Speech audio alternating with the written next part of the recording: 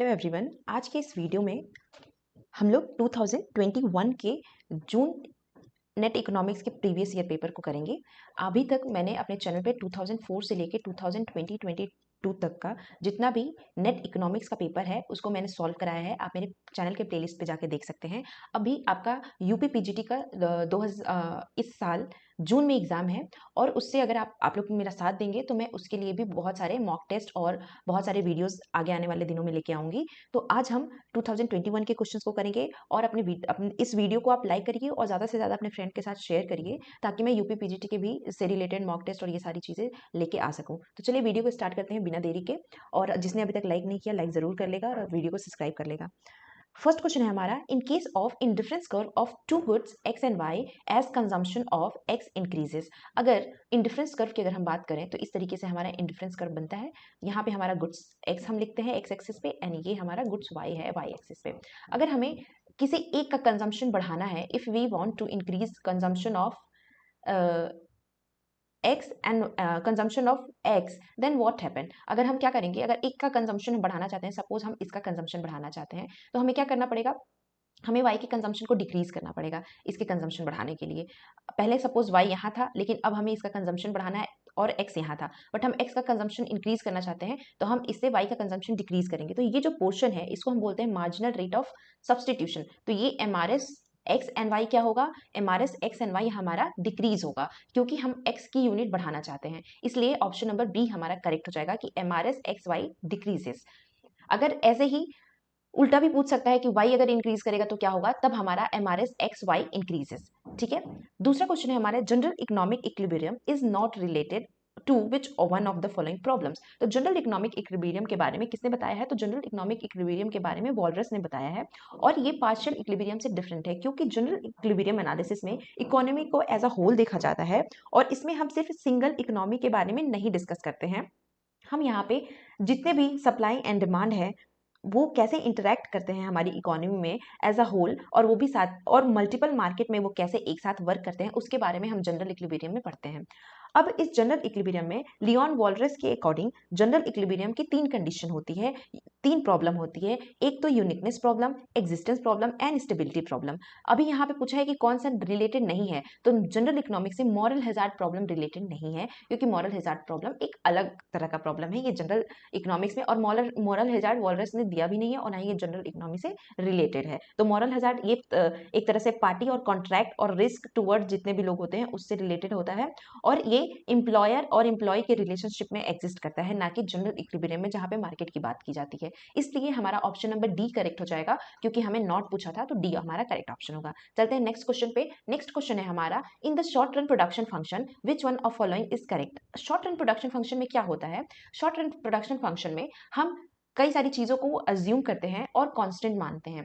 तो short run production function हमारे relationship को डिफाइन करता है, एक वेरिएबल को बाकी के अदर वेरिएबल को वो कांस्टेंट मानता है और ये डिपेंड होता है law of returns of factor जो कि प्रोडक्शन फंक्शन को एक्सप्लेन करता है। ठीक है, तो ये हमारा शॉर्ट रन प्रोडक्शन फंक्शन से रिलेटेड मैंने चीजें बताई। अब इसके ऑप्शन देख लेते हैं। ऑप्शन है इसका, technology is assume to be change as a labour input changes. तो टेक्नोलॉजी एक अलग फैक्टर है जो कि बहुत मतलब टेक्नोलॉजी शॉर्ट रन में प्रोडक्शन फंक्शन में इंट्रोड्यूस नहीं होती है और ये चेंज भी नहीं होगा क्योंकि टेक्नोलॉजी को हम कांस्टेंट मानते हैं। Technology should be constant in short run production function.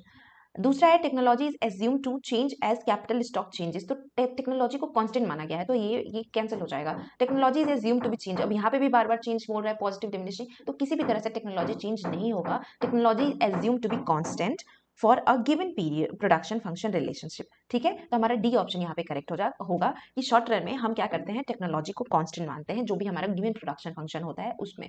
Next question है हमारा, as output expanded LAC curve falls, this is due to, यानी कि जब हमारा आउटपुट बढ़ता है तो LAC कर्व फॉल होती है। ये क्यों होती है, जैसे हमारा लॉन्ग रन एवरेज कॉस्ट अगर हम इस तरीके से बनाते हैं तो जैसे जैसे आउटपुट इंक्रीज होता है तो यहाँ पे देखिए ये वाला जो रीजन है ना यही है, जैसे जैसे आउटपुट इंक्रीज होगा वैसे वैसे ये फॉल करेगी। मतलब ऐसे फॉल कर रही है।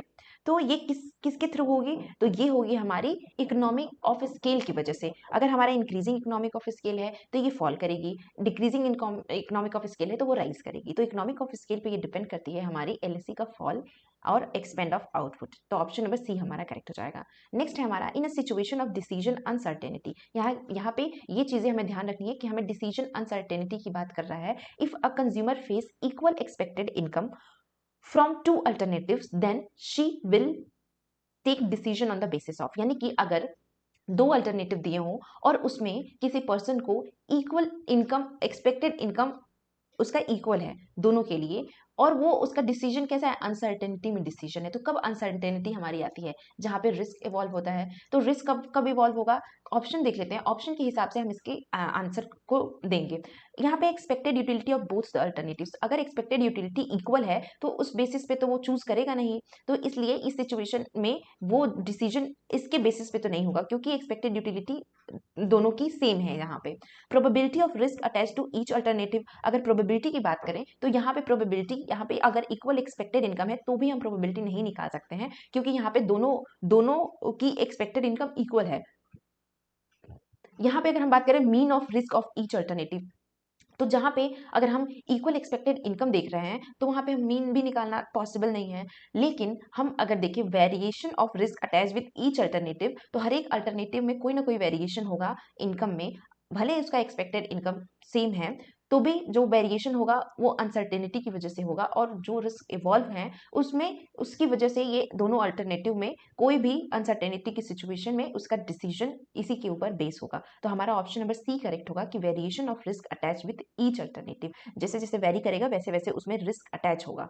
नेक्स्ट है what type of relationship the Phillips curve postulate between the rate of unemployment and rate of increase in money wage. तो हमेशा याद रखिएगा फिलिप कर्व दो तरह के रिलेशन, दो चीजों में रिलेशनशिप बताते हैं। एक तो हमारा इन्फ्लेशन एंड अनएम्प्लॉयमेंट के बीच में, ठीक है। एक और चीजों का ध्यान रखना बहुत जरूरी है, यहाँ पे जो वेज यूज किया गया है वो रियल वेज नहीं किया गया है। ये भी क्वेश्चन आता है एग्जाम में, तो रियल वेज नहीं किया है, मनी वेज किया है। और इनका रिलेशनशिप कैसा होना चाहिए? इनवर्स रिलेशनशिप होना चाहिए। तो यहाँ पे मनी वेज को ज्यादा फोकस दिया गया है, मनी वेज को ही वो फोकस किया गया है फिलिप्स कर्व में, और ये अनएम्प्लॉयमेंट एंड इन्फ्लेशन के बीच के इनवर्स रिलेशनशिप को बताता है। तो इनवर्स रिलेशनशिप हमारा करेक्ट ऑप्शन हो जाएगा। और किस पे बात करता है? मनी वेज पे, यही याद रखिएगा। नेक्स्ट है हमारा the concept of money illusion. तो मनी इल्यूजन का कंसेप्ट किसने दिया है? मनी इल्यूजन का कंसेप्ट हमारे इरविंग फिशर ने दिया है। और मनी इल्यूजन होता क्या है? तो मनी इल्यूजन पीपल में तब होता है जब पीपल को मॉनेटरी वेजेस बढ़ने पे ऐसा लगता है कि उनकी वेजेस बढ़ गई, जबकि रियल वेजेस उतनी की उतनी ही होती हैं। उसी को मनी इल्यूजन कहते हैं कि हमारा इनकम नॉमिनल में तो बढ़ गया है बट स्टिल हमारा रियल वैल्यू वैसे के वैसा है, बिकॉज हमारा इन्फ्लेशन है। सपोज हमारा पहले हम 10 रुपए कमाते थे और 10 रुपए में 2 रुपए की पेंसिल खरीद लिया हमने, लेकिन अब हम 15 रुपए कमाते हैं और 15 रुपए कमाने के बाद पेंसिल का जो दाम है वो 5 रुपए हो गया। तो कोई मतलब नहीं है हमारे इस बढ़ने का। मनी वेज में तो ऐसा लग रहा है, नॉमिनल वेज में, कि हमारी सैलरी बढ़ गई है, बट जो रियल वैल्यू है उसकी वो तो वैसे की वैसी ही है, उसमें कोई चेंजेस नहीं हुए हैं। उसी को बोलते हैं मनी इल्यूजन। तो मनी इल्यूजन जो कंसेप्ट है पहली बार इरविंग फिशर ने दिया था, बाद में और भी लोगों ने दिए हैं। नेक्स्ट है हमारा which one of following correctly describe the concept of super multiplier. तो सुपर मल्टीप्लायर का कंसेप्ट हिक्स द्वारा दिया गया है, और हिक्स ने मनी मल्टीप्लायर और एक्सेलरेटर के बीच के इंटरेक्शन को ही सुपर मल्टीप्लायर कहा है। इसका एक और नाम है, अगर आपको पता होगा तो आप मतलब अपने मन में रखिएगा, जिसको नहीं पता मैं उसको बता देती हूँ। इसको हम लेवरेंज इफेक्ट भी कहते हैं। तो अगर आपके उसमें आए कभी लेवरेंज इफेक्ट क्या होता है, तो लेवरेंज इफेक्ट को सुपर मल्टीप्लायर भी कहते हैं, जो कि interaction of money multiplier interaction of multiplier and acceleration को बताता है। तो ऑप्शन नंबर हमारा सी यहाँ पे करेक्ट हो जाएगा। नेक्स्ट क्वेश्चन पे चलते हैं। हमें यहाँ पे ये इन्वेस्टमेंट का फंक्शन दिया हुआ है, सेविंग का फंक्शन दिया हुआ है, गवर्नमेंट एक्सपेंडिचर का फंक्शन दिया हुआ है, और हमें फाइंड क्या करना है? National income. नेशनल इनकम अगर हम नॉर्मली देखें तो हम क्या पढ़ते हैं? y equal to C plus I plus G, यही पढ़ते हैं। इस क्वेश्चन को सॉल्व करने के दो तरीके हो सकते हैं, या तो आप aggregate demand equal to aggregate supply करके इसको सॉल्व करिए। अब एग्रीगेट डिमांड क्या होता है? सी प्लस आई प्लस जी, और एग्रीगेट सप्लाई क्या होता है? C plus S. अब या तो आप इस तरीके से आप इसको सॉल्व करिए, और या तो आप एक और तरीका है जिसमें अब इसमें आई दिया हुआ है, जी दिया हुआ है, यहाँ पे आई दिया हुआ है, जी दिया हुआ है, सी नहीं दिया हुआ है, तो हम यहाँ पे सेविंग फंक्शन को कैसे कंजम्पशन फंक्शन में चेंज कर देते हैं ये मैं आपको बता दे रही हूँ। अगर आप इसको डायरेक्टली चेंज कर देंगे तो आप इसी से फाइंड आउट कर सकते हैं, लेकिन अगर आपको चेंज करना नहीं आता है तो भी आप इस फॉर्मूले पे रख के इसको कर सकते हैं। अब इसको किस तरीके से करेंगे पहले मैं आपको चेंज करके बताती हूँ, उसके बाद मैं ये वाला भी बता दूंगी, तो जो भी आपको सुटेबल लगे आप उसको कर सकते हैं। सबसे पहले हम चेंज करके देखते हैं। तो अगर हमेशा सेविंग फंक्शन होता है तो जो उसका ऑटोनोमस सेविंग है, मतलब जो सेविंग करनी ही करनी है, अगर वो निगेटिव में है तो उसका कंजम्पशन हम पॉजिटिव बना देंगे। ठीक है, तो ये क्या हो जाएगा 150 की कंजम्पशन फंक्शन इसी तरीके से चेंज करते हैं। ये जो नेगेटिव में है ये वैल्यू पॉजिटिव कर देते हैं और यहाँ पे प्लस करेंगे और यहाँ पे 1 में से इसको माइनस कर देंगे, क्योंकि हमारा अगर हम फाइंड आउट करें marginal propensity to consume plus marginal propensity to save equal to 1, तो अगर हमें मार्जिनल प्रोपेंसिटी टू सेव दिया है तो हमें मार्जिनल प्रोपेंसिटी टू कंज्यूम निकालनी है, तो 1 माइनस एमपीसी कर देंगे। तो अब वही हमने यहाँ पे किया, 1 माइनस एमपीसी कर देंगे तो ये 0.6 वाई हो जाएगा। ये हमारा कंजम्पशन फंक्शन मिल गया। अब हम इस वाई में इस कंजम्पशन फंक्शन को पुट कर देंगे तो 150 प्लस 0.6y प्लस आई का जो हमारा इक्वेशन है वो लिख लेंगे 50 प्लस 0.2y और जी हमें कितना दिया हुआ है 50।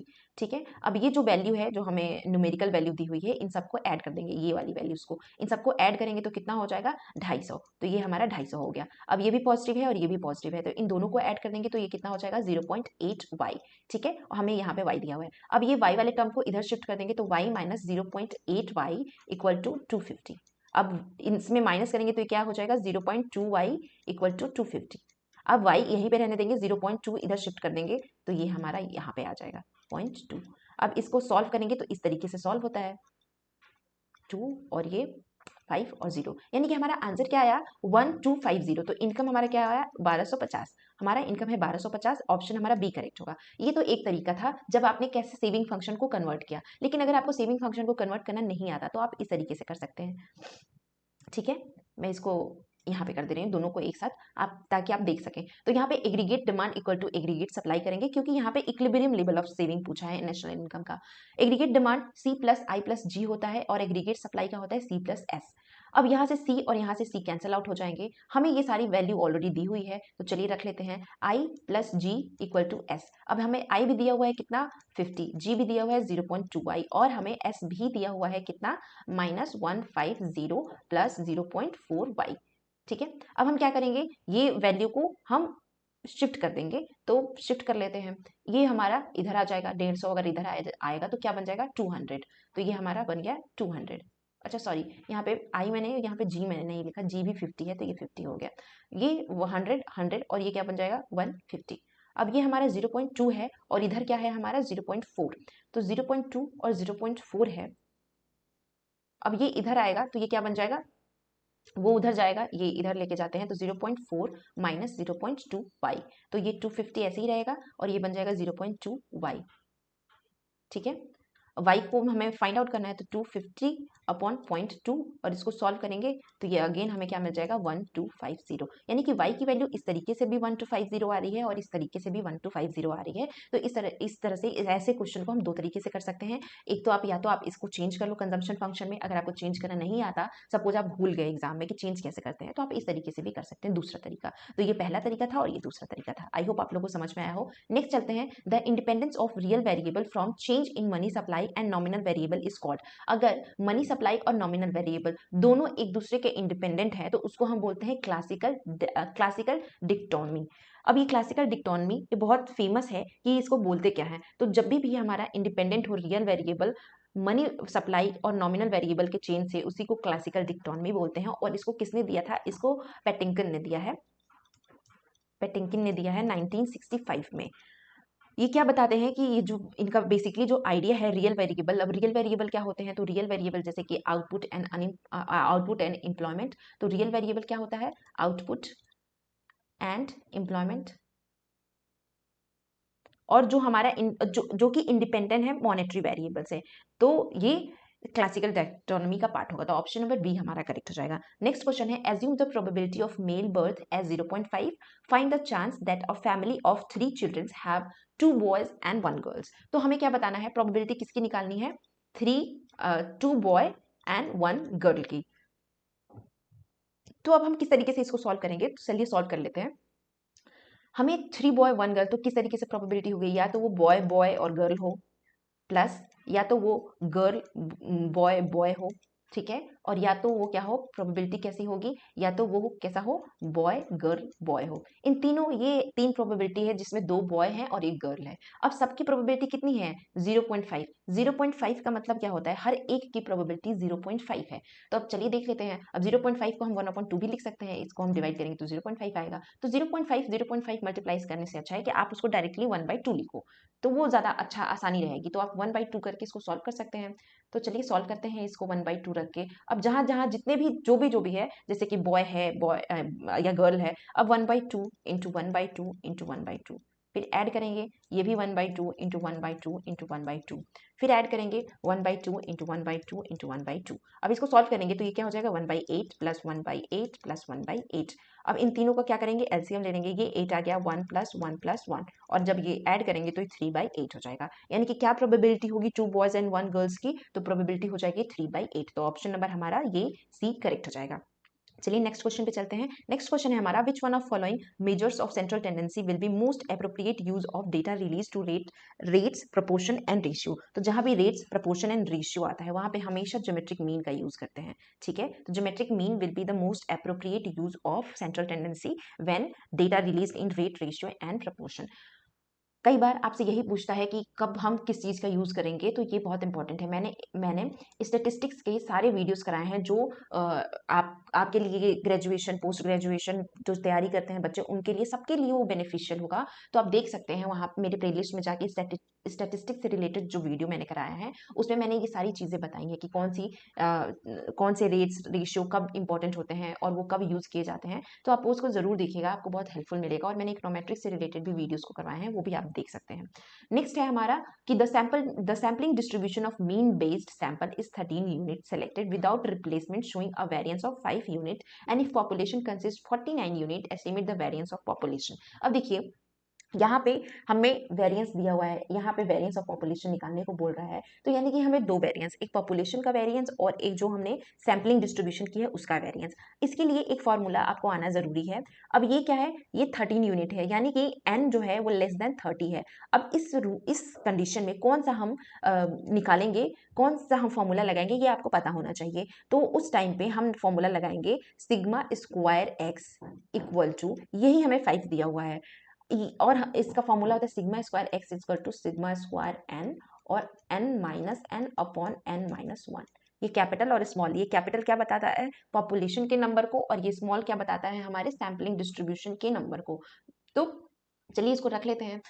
हमें ये 5 ऑलरेडी दिया हुआ है, हमें निकालना क्या है, ये निकालना है। और अपॉन n की वैल्यू हमें कितनी दी हुई है, तो n की वैल्यू हमें 13 दी हुई है, तो यहाँ पे हम 13 रख लेंगे। हमें जो पॉपुलेशन है उसकी कितना यूनिट है, 49 यूनिट है, तो पॉपुलेशन 49 रख लेते हैं अपॉन -13 अपॉन 13 - 1। अब इसको सॉल्व कर लेते हैं। तो चलिए पहले ये अंदर जो ब्रैकेट है उसको सॉल्व कर लेते हैं। ये 13 ऐसे ही रहने देते हैं। 13 में से ये माइनस होगा तो ये कितना हो जाएगा, 9 में से 3 गया 6, 4 में से 1 गया 3 अपॉन 12। तो 12 3 जा, ये बन गया। अब हम क्या करेंगे, ये 3/13 हो गया, इधर इसको हम इधर शिफ्ट कर देंगे, तो 5 × 13 अपॉन 3, और ये सिग्मा स्क्वायर। अब इसको जब हम सॉल्व करेंगे, तो चलिए मैं कैलकुलेटर से सॉल्व कर लेती हूँ, बाकी इजी है सोल्यूशन। इसको जब हम सॉल्व करेंगे तो अप्रॉक्स 86.6 आएगा हमारा, और यही हमारा क्या हो जाएगा, वेरिएंस ऑफ पॉपुलेशन। तो वेरिएंस ऑफ पॉपुलेशन 86.67, तो हमारा ऑप्शन नंबर सी यहाँ पे करेक्ट हो जाएगा, ठीक है। ये फॉर्मूला थोड़ा सा बहुत लोगों को नहीं पता होगा, बट इस क्वेश्चन को सॉल्व करने के लिए इसी फॉर्मूले का यूज करेंगे, तो आप कहीं लिख लीजिएगा इसको। नेक्स्ट क्वेश्चन पे चलते हैं हम। In the classical linear regression model X I and Y I are assume to be. तो जब हम क्लासिकल लीनियर रिग्रेशन मॉडल लिखते हैं तो किस तरीके से लिखते हैं, X alpha plus beta X I plus U I, इस तरीके से हम लिखते हैं। अब ये क्या, ये एक्स आई इससे रिलेट करता है, या ये मॉडल में हम क्या हम एज्यूम करते हैं, तो लीनियर रिग्रेशन मॉडल में हम यही एज्यूम करते हैं कि हमारा जो एक्स आई है और यू आई है, दे आर नॉट कोरिलेटेड, ये एक दूसरे से कोरिलेटेड नहीं है, because you I is a error term, और ये एक्स आई हमारा वेरिएबल है, तो ये एरर टर्म से हम नहीं मानेंगे कि ये उससे को रिलेटेड है। तो इस वजह से हम इसके क्या बोलेंगे कि U X I and U I assume to be not correlated, ये एज्यूम किया जाता है क्लासिकल लीनियर रिग्रेशन मॉडल में। तो मैंने इकोनोमेट्रिक्स में जितनी भी चीज़ें होती हैं मैंने ऑलरेडी कराया है, तो आप मेरे चैनल के प्लेलिस्ट में जाके देख सकते हैं। आप स्टार्टिंग से देखिएगा, आपको सब समझ में आएगा, और जो भी प्रॉब्लम होगी आप कमेंट सेक्शन में पूछ सकते हैं। नेक्स्ट है identify which one of the following statement is incorrect. तो कौन सा स्टेटमेंट इनकरेक्ट है हमें ये बताना है। हमें यहाँ पे इंटरसेक्शन की कुछ प्रॉपर्टी दी हुई है, हमें बताना है कि कौन सा इनकरेक्ट है। पहला है intersection of two adjoint set is a null set. क्या two adjoint set null set होते हैं? तो two adjoint set null set नहीं होते हैं। Complement of a universal set is a null set. क्या यूनिवर्सल सेट नल सेट होता है? तो ये भी हमारा गलत है। यहाँ पे है x is a intersection of y equal to 5 then x minus Y is not equal to x। तो यस, अगर हमारा x और y का इंटरसेक्शन 0 है, मतलब कुछ नहीं है, तो यानी कि अगर हम इसको माइनस करेंगे तो भी तो वो x के इक्वल नहीं होगा, तो ये हमारा करेक्ट हो जाएगा। और यहाँ पे क्या दिया हुआ है कि x माइनस वाई अगर करते हैं तो वो इसका इंटरसेक्शन है, तो ये जबकि ये इंटरसेक्शन मतलब ये नहीं होगा, तो इसलिए हमारा ऑप्शन नंबर सी करेक्ट हो जाएगा। अब इसके कुछ और प्रॉपर्टी होते हैं, तो कम्युनिटेटिव प्रॉपर्टी क्या कहता है? तो ये हमारा कम्युनिटेटिव प्रॉपर्टी ये कहता है, मैं यहाँ पे कुछ प्रॉपर्टीज आपको बता दूं ताकि ऐसे क्वेश्चन आए तो आप उसको सॉल्व कर सकते हैं। तो कम्युनिटेटिव प्रॉपर्टी ये कहता है कि हमारा x इंटरसेक्शन y जो है ये y इंटरसेक्शन x के इक्वल होगा।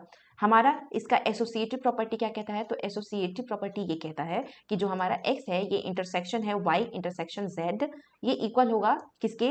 x intersection y intersection z के। उसके बाद हमारा एक प्रॉपर्टी है कि x अगर हमारा इंटरसेक्शन है फाई के तो ये इक्वल होगा फाई के, और अगर हमारा x इंटरसेक्शन है y का तो ये सबसेट होगा x का। x इंटरसेक्शन x का है तो ये x के इक्वल होगा। और अगर यहाँ पे मैं एक लिख दे रही हूँ कि x अगर हमारा सबसेट है और इक्वल है y के, तो if and only if x is a intersection of y equal to x। तो ये कब होगा? जब ये इंटरसेक्शन इसके x के इक्वल होगा। तो ये कुछ प्रॉपर्टीज हैं और हमें इनकरेक्ट बोला है, तो इनकरेक्ट देखिए मैं आपको ना यहाँ पे ये सब करेक्ट थे, हमें इनकरेक्ट पूछा तो इनकरेक्ट ये है क्योंकि अगर हम देखें यहाँ पे तो x इंटरसेक्शन y जो है ये हमेशा सबसेट होता है x के, ये x माइनस वाई ये इक्वल होता है x माइनस एक्स बार के, तो ये सारे हमारे करेक्ट थे। मैं थोड़ा सा उल्टा बोल दी तो हमारा ये इनकरेक्ट है, ठीक है। तो ये इस स्टेटमेंट हमारा इनकरेक्ट है, जबकि intersection of two adjoint set is a null set. मुझे इनकरेक्ट बताना था तो ये करेक्ट था, इसलिए मैंने इसको काट दिया था। नेक्स्ट चलते हैं हम। Given y equal to X cube minus 12x² plus 36x plus 8, हमें आइडेंटिफाई करना है। अब इसको आप देखेंगे तो आप सोचेंगे क्या निकालो क्या निकालो, तो यहाँ पे लिखा है मैक्सिमा एंड मिनिमा। तो सबसे पहले हमें मैक्सिमा एंड मिनिमा निकालना पड़ेगा। मैक्सिमा एंड मिनिमा निकालने के लिए हमें टू कोऑर्डिनेट्स निकालने जरूरी है, मतलब टू वैल्यू फाइंड करने जरूरी है। तो दो वैल्यू हम कैसे निकालेंगे? तो अगर आपने नॉर्मल ज्योमेट्री पढ़ा होगा 7th 8th में तो आपको ये निकालना सिखाया गया होगा। जिसको नहीं आता मैं उसको अच्छे से बताऊंगी, आप एक बार देख लीजिएगा ध्यान से। y की जितनी भी वैल्यू होती है उसको हम लिख लेते हैं यहाँ पे। इसको हम सॉल्व कैसे करेंगे ये भी देखेंगे। तो अगर आपको डिफरेंशिएशन आता है तो डिफरेंशिएशन की हेल्प से हम इसको सॉल्व करेंगे और इसके दो वैल्यूज को फाइंड आउट करेंगे। तो पहले हम इसको जब डिफरेंशिएट करते हैं इस इन टर्म्स ऑफ x, तो ये क्या आएगा? ये 3x² माइनस 24x प्लस 36, ठीक है। यहाँ से 3 कॉमन निकाल देंगे तो x² माइनस ये 8x और प्लस 12। अब ये 3 इधर जाएगा तो ये 0 हो जाएगा, तो इसको हटा देते हैं, ये कट जाएगा तो हमें x माइनस 8x प्लस 12, ये हमें क्या मिल गया? एक हमें वेरिएबल, अरे मतलब एक हमें इक्वेशन मिल गया। अब ये हमें एक क्वाड्रेटिक इक्वेशन है। अब इस क्वाड्रेटिक इक्वेशन की हेल्प से हम दो वैल्यू कैसे फाइंड आउट करते हैं? अब देखिए यहाँ पे 12 है और यहाँ पे 1 है, तो 12 इंटू 1 1 ही होगा, यानी कि इन दोनों का मल्टीप्लीकेशन हमें ऐसे नंबर फाइंड आउट करने हैं जिसका एडिशन या सब्ट्रैक्शन तो 8 आए लेकिन उसका जो मल्टीप्लीकेशन है वो 12 आए। तो ऐसा कौन सा टर्म है, ऐसा कौन सी वैल्यू है? तो वो है 6। अगर हम 6 प्लस 2 करते हैं तो वो 8 आएगा और 6 इंटू 2 करते हैं तो 12 आएगा। तो यानी कि यही एक आइडियल 2 नंबर है जो इन कंडीशन को सेटिस्फाई कर रहा है। तो अब हम इसको इस तरीके से सॉल्व कर लेंगे। 8 की जगह हम क्या लिखेंगे? 6 प्लस 2 और x से मल्टीप्लाई कर देंगे और 12 ऐसे का ऐसे ही लिख देंगे। अब इसको थोड़ा सा हम ब्रॉड करेंगे, इसको खोलेंगे। जब हम खोलेंगे तो ये x² माइनस 6x प्लस और ये माइनस हो जाएगा माइनस 2x प्लस 12। अब हमें दो वैल्यूज निकालनी थी, तो अब हम कैसे इसको निकालेंगे? यहाँ पे x कॉमन हो जाएगा, x माइनस 6 हो जाएगा यहाँ पे, और यहाँ पे हम क्या कॉमन कर देंगे? यहाँ पे हमारा कॉमन हो जाएगा माइनस तो हम इसको ये -2 यहाँ पे कॉमन करते हैं, तो यहाँ पे बन जाएगा x और यहाँ पे बन जाएगा -6, यानी कि हमें ऐसा कॉमन करना होता है कि ये और ये इक्वल होने चाहिए। तो हमने कॉमन करके निकाल दिया, तो हमें कॉमन किया तो x -6 आया और एक क्या आ गया x -2। अगर हम इसको इक्वल टू 0, ये सब कुछ इक्वल टू 0 है, ठीक है, ये ध्यान रखिएगा आप लोग। जब हम इक्वल टू 0 करेंगे, x -6 को इक्वल 0 करेंगे तो x की वैल्यू क्या आ गई 6, और हम यहाँ पे x -2 अगर 0 करेंगे तो x की वैल्यू क्या आ गई 2। ठीक है, अब हमने दो वैल्यू निकाल लिया, अब मैक्सिमा और मिनिमा निकालने का टाइम आ गया। मैक्सिमा और मिनिमा कैसे निकालेंगे, अब देखिए यहाँ पे जगह तो बचा नहीं, मैं ऐसा करती हूँ, मैं यहाँ पे करने की कोशिश करती हूँ। ठीक है, जब हमें दो वैल्यू निकल जाती है तो मैक्सिमा हम कब करते हैं, ये जो हमारी वैल्यू है ना मैक्सिमा के लिए हम डबल डिफरेंशिएशन करते हैं। ठीक है, तो हम डबल डिफरेंशिएशन इसका करेंगे, डबल डिफरेंशिएशन किसका करेंगे, इस वाली वैल्यू का करेंगे। इस वैल्यू को अगर हम डबल डिफरेंशिएट करते हैं, नहीं आप ना इस वैल्यू को कर लीजिए डबल डिफरेंशिएट, ये वाली वैल्यू को, क्योंकि यही मेन है ना जिसको हमने एक बार डिफरेंशिएट किया, तो इसी को हम डबल डिफरेंशिएट करेंगे। जब हम डबल डिफरेंशिएट करेंगे तो ये कैसा आएगा, इसकी कंडीशन होती है कि जो हमारा डबल डिफरेंशिएशन है, यानी कि मिनिमा के लिए ये ग्रेटर देन 0 होना चाहिए और मैक्सिमा के लिए ये लेस देन 0 होना चाहिए। ठीक है, ये याद रखिएगा, ये मिनिमा का कंडीशन है जहां पे ये ग्रेटर से 0 होनी चाहिए और मैक्सिमा में ये लेस देन 0 होना चाहिए। तो अगर हम यहाँ पे डबल डिफरेंशिएट करते हैं इस वाले टर्म को, तो क्या आ जाएगा हमारा, मैं पूरा यहाँ पे लिख लेती हूँ फिर डिफरेंशिएट करती हूँ ताकि किसी को कोई प्रॉब्लम ना हो समझने में। तो यहाँ पे आ जाएगा, यहाँ पे 6x - 24, ये हमारा आ गया। अब x की वैल्यू हमें 6 दिया हुआ है, x की वैल्यू आप 6 रखेंगे तो क्या आएगा, तो x की वैल्यू आप 6 रखिए तो 6 × 6 -24, तो 6 × 6 रखा तो 36 -24 और ये कितना आ गया 12। तो क्या 12 क्या है, 12 इज ग्रेटर देन 0, तो ये 6 क्या है, अगर 0 से बड़ा है तो ये मिनिमा की कंडीशन हो गई। अगर मैक्सिमा के लिए क्या करेंगे, हम इसी में ये जो वैल्यू थी ना ये 6x - 2, अब हम इसी में 2 रख के देखें, देखो तो 6 × 2 रखा और -24, तो 6 × 2 क्या हो जाएगा 12 - 24, तो आंसर क्या आ गया -12। अब -12 क्या है, ये लेस देन है 0 और ये कंडीशन किसकी होती है, मैक्सिमा की। तो यहाँ पे हमारा ऑप्शन क्या होगा कि y is maximum at x = 6। तो जब x 6 था तो y मिनिमम थी, तो जब x 6 था तो y मिनिमम है और जब x 2 है तो y मैक्सिमम है, तो ऑप्शन नंबर हमारा बी यहाँ पे करेक्ट हो जाएगा। तो ऑप्शन नंबर बी करेक्ट है। इस तरीके से हमने सॉल्व किया इसको, आई होप आप लोगों को समझ में आ गया होगा। तो मैं यहाँ पे इसको इरेज कर दे रही हूँ ताकि मैं ये वाला 17 क्वेश्चन आप लोगों को करवा सकूं।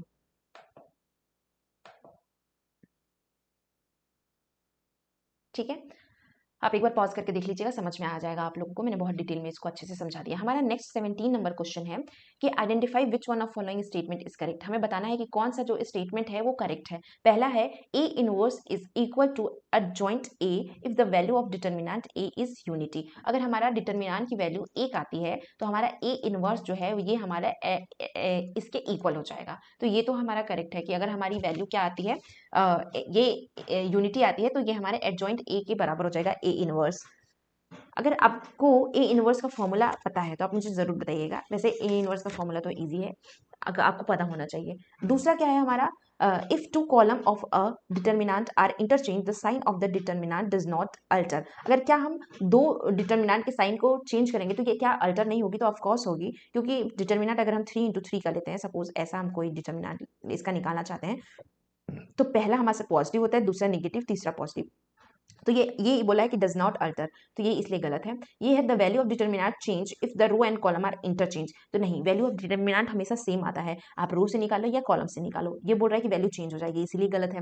Law of division is allowed in matrix operation, तो नो, लॉ ऑफ डिवीजन हम मैट्रिक्स ऑप्शन में अलाउड नहीं करते हैं, तो ये भी गलत होता है। तो ऑप्शन नंबर हमारा यहाँ पे फर्स्ट करेक्ट हो जाएगा कि हम जब हमारा डिटर्मिनेंट A1 की यूनिटी होगा तो A इनवर्स हमारा एडजॉइंट ऑफ A के इक्वल हो जाएगा। नेक्स्ट है हमारा identify which one of following statement respect of linear programming problem. तो लीनियर प्रोग्रामिंग प्रॉब्लम से रिलेटेड हमें कुछ स्टेटमेंट दिए हैं, उसको बताना है करेक्ट है या नहीं है। पहला स्टेटमेंट है a solution is unbounded in an linear programming problem if all the feasible solution of the problem falls within the boundary created by its constraints. तो यानी कि इसमें ये कह रहा है कि क्या अगर लीनियर प्रोग्रामिंग प्रॉब्लम हम जब निकालते हैं तो कुछ हमें बाउंड्रीज निकलती हैं, तो ये बोल रहा है कि द सोल्यूशन इज अनबाउंडेड, जो बाउंड्रीज में नहीं है, जो अनबाउंडेड है, is a linear programming problem if all feasible solution of the problem falls within the boundary. अगर सब अंदर ही फॉल कर रहा है तो अनबाउंडेड थोड़ी इसका लीनियर प्रोग्रामिंग प्रॉब्लम होगा, क्योंकि फिजिबल सोल्यूशन के अंदर वाली चीज़ों को हम देखते हैं ना कि बाहर वाली चीज़ों को, तो इसलिए ये हमारा ऑप्शन गलत है। दूसरा है if A is a primal problem B is a dual then dual of B is not A, तो ये तो गलत हो गया, क्योंकि अगर हम प्राइमल और ड्यूअल प्रॉब्लम निकालते हैं, जैसे कि अगर हमने 2x plus Y is greater than equal to 0 रखा, अगर ये हमारा ए प्राइमल कंडीशन है तो इसका ड्यूअल क्या हो जाएगा, less than 0, 2x plus Y less than 0। और अगर हम ये ड्यूअल है तो हम इसका प्राइमल अगेन हम निकाल सकते हैं, तो इसमें बोला है कि हम नहीं निकाल सकते, तो इसलिए ये गलत हो जाएगा। दूसरा है the constraint of an LPP is stand from its always expressed in less than and equal to form, तो क्या हम सिर्फ हमेशा लेस देन और इक्वल टू के फॉर्म में लिखते हैं, नहीं, हम ग्रेटर देन और इक्वल टू के फॉर्म में भी लिख सकते हैं। ये हमें बोला है कि ऑलवेज एक्सप्रेस, तो ऑलवेज हम सिर्फ एक ही फॉर्म में एक्सप्रेस नहीं करते हैं, हम उसको डिफरेंट फॉर्म में भी एक्सप्रेस करते हैं, तो इसलिए ये भी गलत हो जाएगा। तो बच्चा ये तो यही सही होगा क्योंकि तीनों ऑप्शन तो गलत हो गए। लेकिन ये कि वो क्या बोल रहा है ये भी देख लेते हैं कि LPP has two optimal solution then it has a indefinite number of optimal solution, तो यस अगर इसके 2 ऑप्टिमल सोल्यूशन है तो infinite number of optimal solution हम निकाल सकते हैं, तो ये हमारा करेक्ट हो जाएगा। तो ऑप्शन डी यहाँ पे करेक्ट है। नेक्स्ट क्वेश्चन पे चलते हैं, the net barter terms of trade, तो net barter terms of trade किसने दिया है, ये आपका होमवर्क है, ये मुझे आप कमेंट सेक्शन में बताइएगा कि net barter terms of trade किसने दिया है। अब इसका फॉर्मूला मैं बता देती हूँ, इसको commodity barter terms of trade भी कहते हैं। ये क्या होता है, price of export upon price of import into 100, ये फॉर्मूला होता है। Ratio of price of export upon price of import, ठीक है, तो यही हमें दिख रहा है कि ratio of price of export between and price of import, तो ऑप्शन नंबर बी हमारा करेक्ट हो जाएगा। ये सी है ना, सी करेक्ट हो जाएगा। नेक्स्ट है हमारा the terms on the capital account of balance of payment are, तो capital account balance of payment में दो तरह के बीओपी की दो तरह के अकाउंट होती है। मैंने बीओपी से रिलेटेड 3 वीडियो डाला है इंटरनेशनल इकोनॉमिक्स के उसमें, तो आप प्लेलिस्ट में जाके देखिएगा, बीओपी से मैंने रिलेटेड जो वीडियो बनाया है उसमें मैंने सब तरह से बीओपी को एक्सप्लेन किया है बहुत अच्छे से, तो आप उसको समझ सकते हैं। तो 2 तरीके के अकाउंट होते हैं, एक को बोलते हैं करंट अकाउंट और एक को बोलते हैं कैपिटल अकाउंट। तो करंट अकाउंट और कैपिटल अकाउंट के अलग अलग कैरेक्टरिस्टिक्स होते हैं, तो इसमें बोला है कि जो कैपिटल अकाउंट में जो आइटम्स होते हैं वो कैसे होते हैं, तो कैपिटल अकाउंट के जो आइटम्स हैं वो कैसे होते हैं, जैसे कि एफडीआई हो गया, एफपीआई हो गया, तो ये ऐसे आइटम्स हैं जो चेंज होते रहते हैं टाइम टू टाइम, तो जो भी variable time to time change होता है उसको हम फ्लो वेरिएबल कहते हैं, और एक with in the time period जो फिक्स होता है उसको स्टॉक वेरिएबल कहते हैं। तो इसलिए हमारा फ्लो वेरिएबल करेक्ट ऑप्शन होगा, क्योंकि capital account of balance of payment में हम फ्लो वेरिएबल को ही डालते हैं क्योंकि वो चेंज होते रहते हैं। नेक्स्ट है sudden shift from import tariff to free trade, अगर पहले क्या होता है तो in short term unemployment in, अगर मान लीजिए इंपोर्ट टैरिफ किसी भी प्रोडक्ट पे लगाई जा रही होगी और अचानक से उसको वो कर दिया जाए, शिफ्ट कर दिया जाए, उसको फ्री कर दिया जाए फ्री ट्रेड में, तो वो अनएम्प्लॉयमेंट कहाँ पे जनरेट करेगी, तो इंपोर्ट टैरिफ जहाँ पे लगती थी, इंपोर्ट टैरिफ लगने की वजह से कुछ पैसे मतलब वो होते थे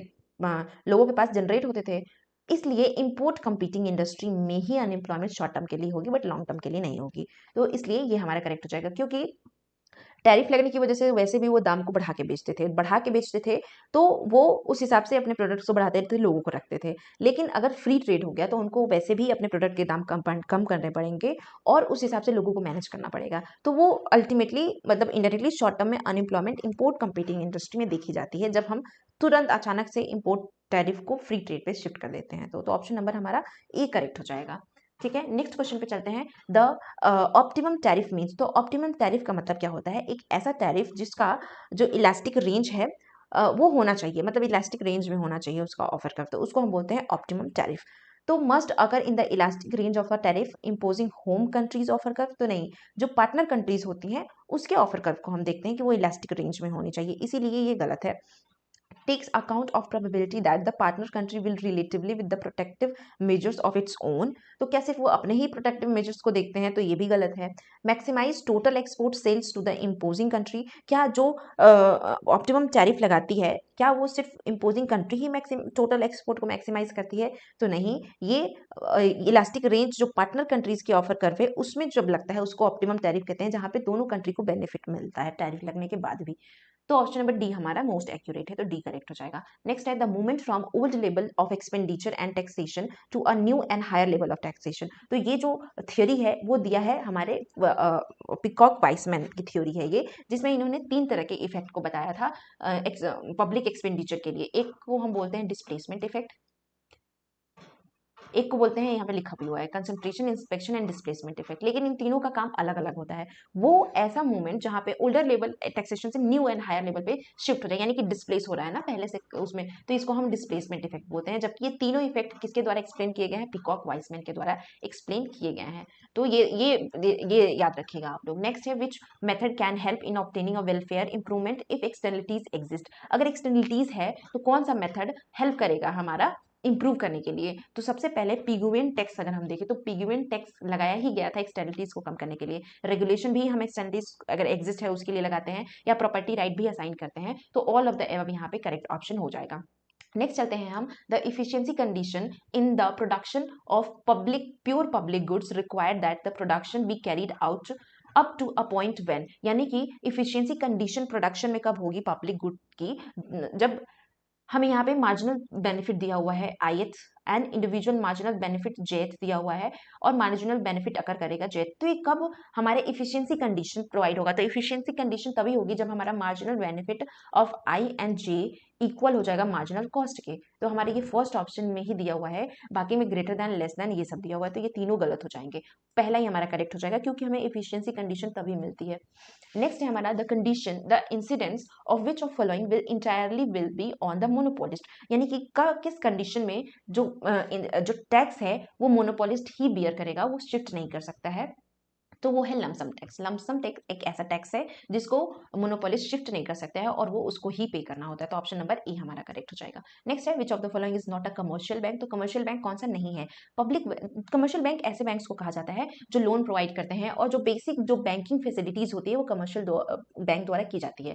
तो वो रेगुलर रूरल बैंक भी करते हैं, प्राइवेट बैंक भी करते हैं, लेकिन कोऑपरेटिव बैंक नहीं ऐसा करते हैं, इसीलिए ये इनको कमर्शियल बैंक की श्रेणी में नहीं रखा गया है। तो ऑप्शन नंबर डी हमारा करेक्ट हो जाएगा। नेक्स्ट है, liquidity adjustment facility was recommended by. तो लिक्विडिटी एडजस्टमेंट फैसिलिटी किसके द्वारा रिकमेंड की गई थी? तो liquidity adjustment facility Narasimhan committee के द्वारा रिकमेंड की गई है, इस बात का ध्यान रखिएगा। इसी तरह से जो M1 M2 M3 ये भी की गई थी, तो इसके अलग अलग कमिटीज आई थी, तो इसमें LAF के बारे में रिकमेंड किया था नरसिम्हन कमेटी ने। तो नरसिम्हन कमेटी हमारा करेक्ट ऑप्शन हो जाएगा। अब इसमें दो तरीके की है, LAF में दो तरीके के आते हैं रेट्स, एक को बोलते हैं रेपो रेट्स, एक को बोलते हैं रिवर्स रेपो रेट। तो ये भी आप ध्यान रखिएगा।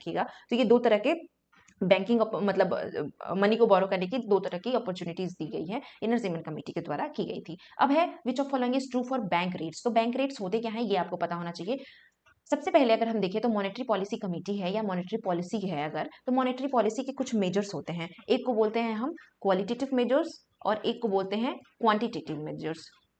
ठीक है, तो qualitative measures and quantitative measures में डायरेक्ट और इनडायरेक्ट तरह के रेट्स होते हैं। तो जिसमें हम क्वालिटेटिव मेजर्स है उसमें हम अलग अलग बैंकिंग के रेगुलेशन और ये सब मॉरल सुजेन के बारे में बात करते हैं, बट जो क्वांटिटेटिव है इसमें हम बैंक रेट और इसको डायरेक्ट इंस्ट्रूमेंट भी कहते हैं, जैसे बैंक रेट हो गया, रेपो रेट हो गया, और इस SLR, ये सारे रेट्स ये क्या है, क्वांटिटेटिव रेट्स कहलाते हैं, और ये डायरेक्ट रेट्स भी कहलाते हैं। तो increase in bank rate by commercial bank would increase money supply. तो अगर bank rate commercial bank increase करती है, इसको एक सिनेरियो से आप समझ सकते हैं कि बैंक रेट अगर कमर्शियल बैंक इंक्रीज कर दी, तो बैंक रेट इंक्रीज करने से जो RBI अगर बैंक रेट इंक्रीज कर देती है, तो जो कमर्शियल बैंक है अब उनके लिए तो पैसे देना बहुत महंगा पड़ जाएगा ना, तो महंगा पड़ेगा तो पैसे कम देंगे, तो कम देंगे अगर मार्केट में पैसे, तो मनी सप्लाई हमारी इंक्रीज नहीं होगी, डिक्रीज होगी, इसलिए ये तो गलत है।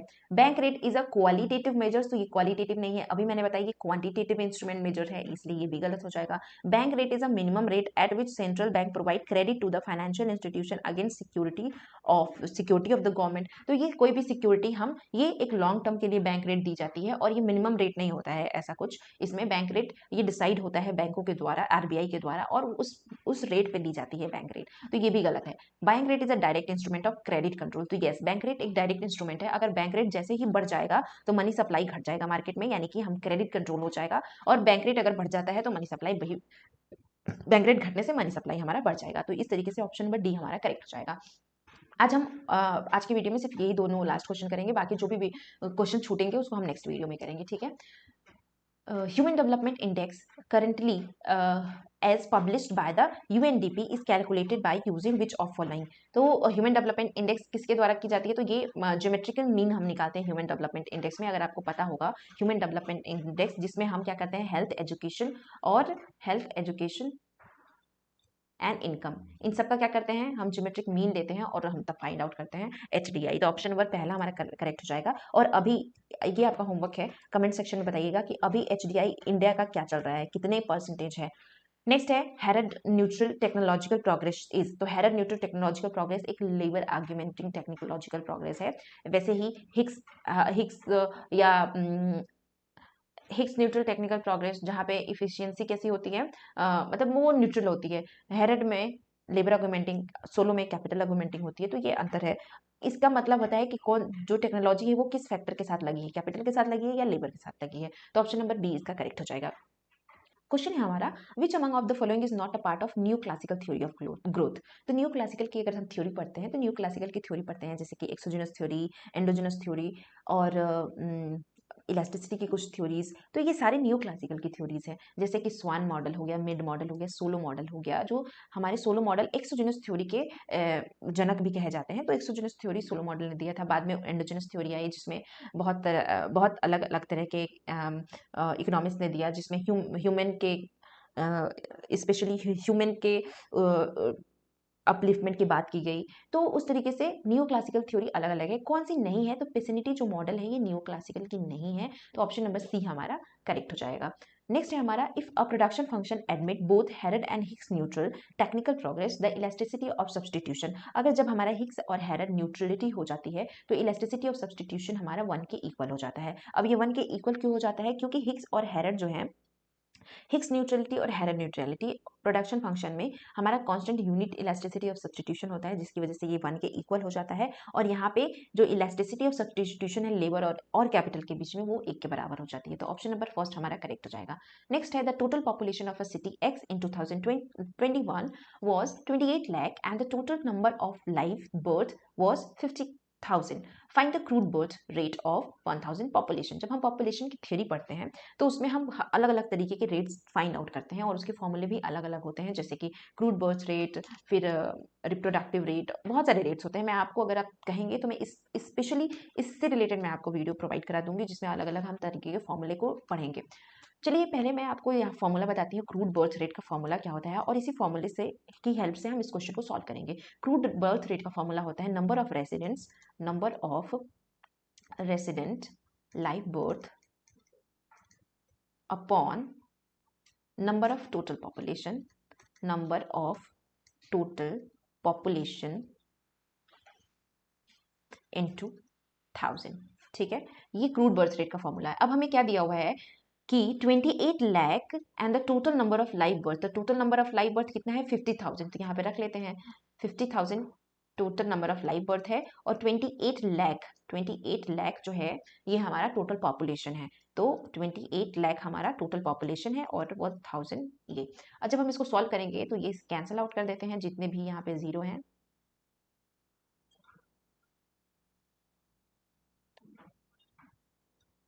ये एक जीरो और होगा। अब यहाँ पे क्या है? 500 अपॉन 28। जब हम इससे डिवाइड करते हैं तो हमें मिल जाता है अराउंड 17.857। इसको आप डिवाइड करके देख भी सकते हैं, और ये इतना हमारा आएगा लगभग। तो क्रूड बर्थ रेट हम इस तरीके से निकाल लेंगे। हमारा ऑप्शन नंबर सी यहाँ पे करेक्ट हो जाएगा। नेक्स्ट है हमारा, according to Ronald Coase which of following statement is correct for the population control.